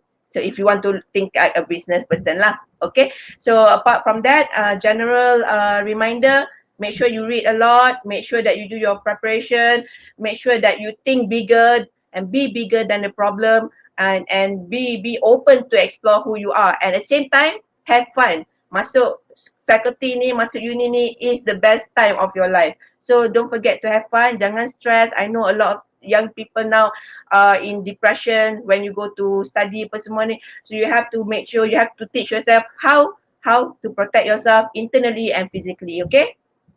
Thank you. Alright, terima kasih banyak Puan Zuhaila. Kita dah dengar semua kata-kata, nasihat, pandangan, advice semua daripada 5 panel-panel hebat kita. Okey, so sekarang mesti orang nak tahulah kat Masscomm ni kita ada belajar apa program yang ditawarkan di Masscomm. So sampai giliran saya untuk kongsi dengan adik-adik, dengan penonton semua apa program yang kita tawarkan di Fakulti Komunikasi dan Pengajian Media. Okey, mungkin kita boleh nampak dekat skrin. Kejap lagi kita akan paparkan senarai program yang ada dekat di Masscomm, di Fakulti Masscomm. Okey, kalau untuk lepasan SPM, kita ada program diploma MC 110 dan MC 111, kita panggil Diploma Komunikasi dan Media yang ditawarkan di kampus Rembau dan kampus Alur Gajah. Dan kita ada juga program, nak cakap baru, tak baru sangatlah, kita dah lama juga, program Diploma Komunikasi Media Baru dan Keusahawanan Kandungan. Nama macam panjang, tapi dekat sinilah kita akan belajar basic tentang animation, game dan juga social media production, social media content production. kita more on digital content creation. Ini 2 program diploma yang ada untuk lepasan SPM. Dan kalau untuk lepasan degree, lepasan diploma, STP dan asasi, okey, ini kita ada program degree yang kita duduk cakap banyak-banyak tadi ni. Okey, kita ada program perhubungan awam, kita ada program pengiklanan, okey, kita dah ada calon wakil pun daripada pengiklanan kat sini, dan kita ada program 249 komunikasi media baharu, maksudnya diploma daripada MC 111 tadi, New Media Communication, boleh sambung degree ke komunikasi media baru. Next kita ada komunikasi, ijazah dalam komunikasi instruksional dan latihan. Okey, dia semua di bawah program pusat pengajian komunikasi, komunikasi antarapersonal dan pengurusan komunikasi dan polisi. Okey, ini antara benda yang ada. Saya akan cakap je secara ringkas sekarang ni. Jadi kalau more information pasal benda ni, boleh join session meet and greet. Okey, selepas tu kita ada juga program kewartawanan. Rasanya kita dah dengar banyak sangat tadi kan. Panel-panel kita cerita pasal program kewartawanan, program penyiaran dan program penerbitan. Kalau nak tahu, semua program degree ditawarkan di kampus Shah Alam, tapi kalau program penyiaran ditawarkan juga di Rembau dan Shah Alam. Kalau program perhubungan awam ditawarkan di kampus di kampus Alur Gajah dan kampus Shah Alam. Okey, ini adalah program yang ada. For more information tentang yuran, tentang kelayakan masuk, tentang bantuan kewangan, kita ada bantuan kewangan seperti zakat dan beasiswa and all. Saya harap adik-adik ataupun penonton boleh stay, boleh pergi terus ke kita punya session meet and greet. Okey, kepada session meet and greet, kita boleh terus pergi kepada kita punya social media, ke social media IG kita dan FB, kita boleh nampak di okey, ini timetable kita lah, jadual kita. Hari ni kita ada juga masa-masa ditetapkan. Boleh pilih pergi mana-mana masa ni, terus jumpa kepada pensyarah ataupun wakil-wakil fakulti yang ada pada dalam session meet and greet Google Meet. Okey, boleh tanya everything, anything yang you nak tanya tentang program yang ditawarkan di Fakulti Masscomm. Okey, jangan lupa yang tu link dia. Kalau susah nak macam panjangnya nak kena type kan. Okey, boleh terus pergi kepada IG. Okey, kita boleh nampak crawler kita nanti akan ada tulis dekat bawah. Okey, IG untuk Masscomm adalah UiTM _Masscomm 72 _S_M. Okey, saya ulang, UiTM _Masscomm 72 itu. Dan untuk Facebook boleh terus search UiTM Masscomm. Okey, you boleh terus masuk dekat dalam Instagram kita dan Facebook kita, dan boleh terus cari, dapatkan link untuk meet and greet. This is a very important session. You boleh tanya terus kepada pensyarah-pensyarah ataupun wakil-wakil fakulti yang ada pada sesi tersebut. Okey, untuk itu sampai situ saja program kita. Okey, mungkin kita boleh tengok baliklah gambar panel kita semua insyaAllah. Okey. Okey, sampai sini saja program kita. Saya harap semua penonton rasa happy, rasa seronok, ada manfaat yang kita dapat. Apa yang kurang saya minta maaf. Daripada wakil pengurusan kita, daripada wakil organizer kita minta maaf. Tapi harap-haraplah kita dapat perkongsian ini memberi manfaat kepada semua. Okay, so kita maybe nak ambil gambar lah, tak adalah macam tu kan. So bolehlah pandang kamera semua kan, panel pandang kamera, kita nak ucap bye-bye lah kepada semua para penonton kita. Assalamualaikum.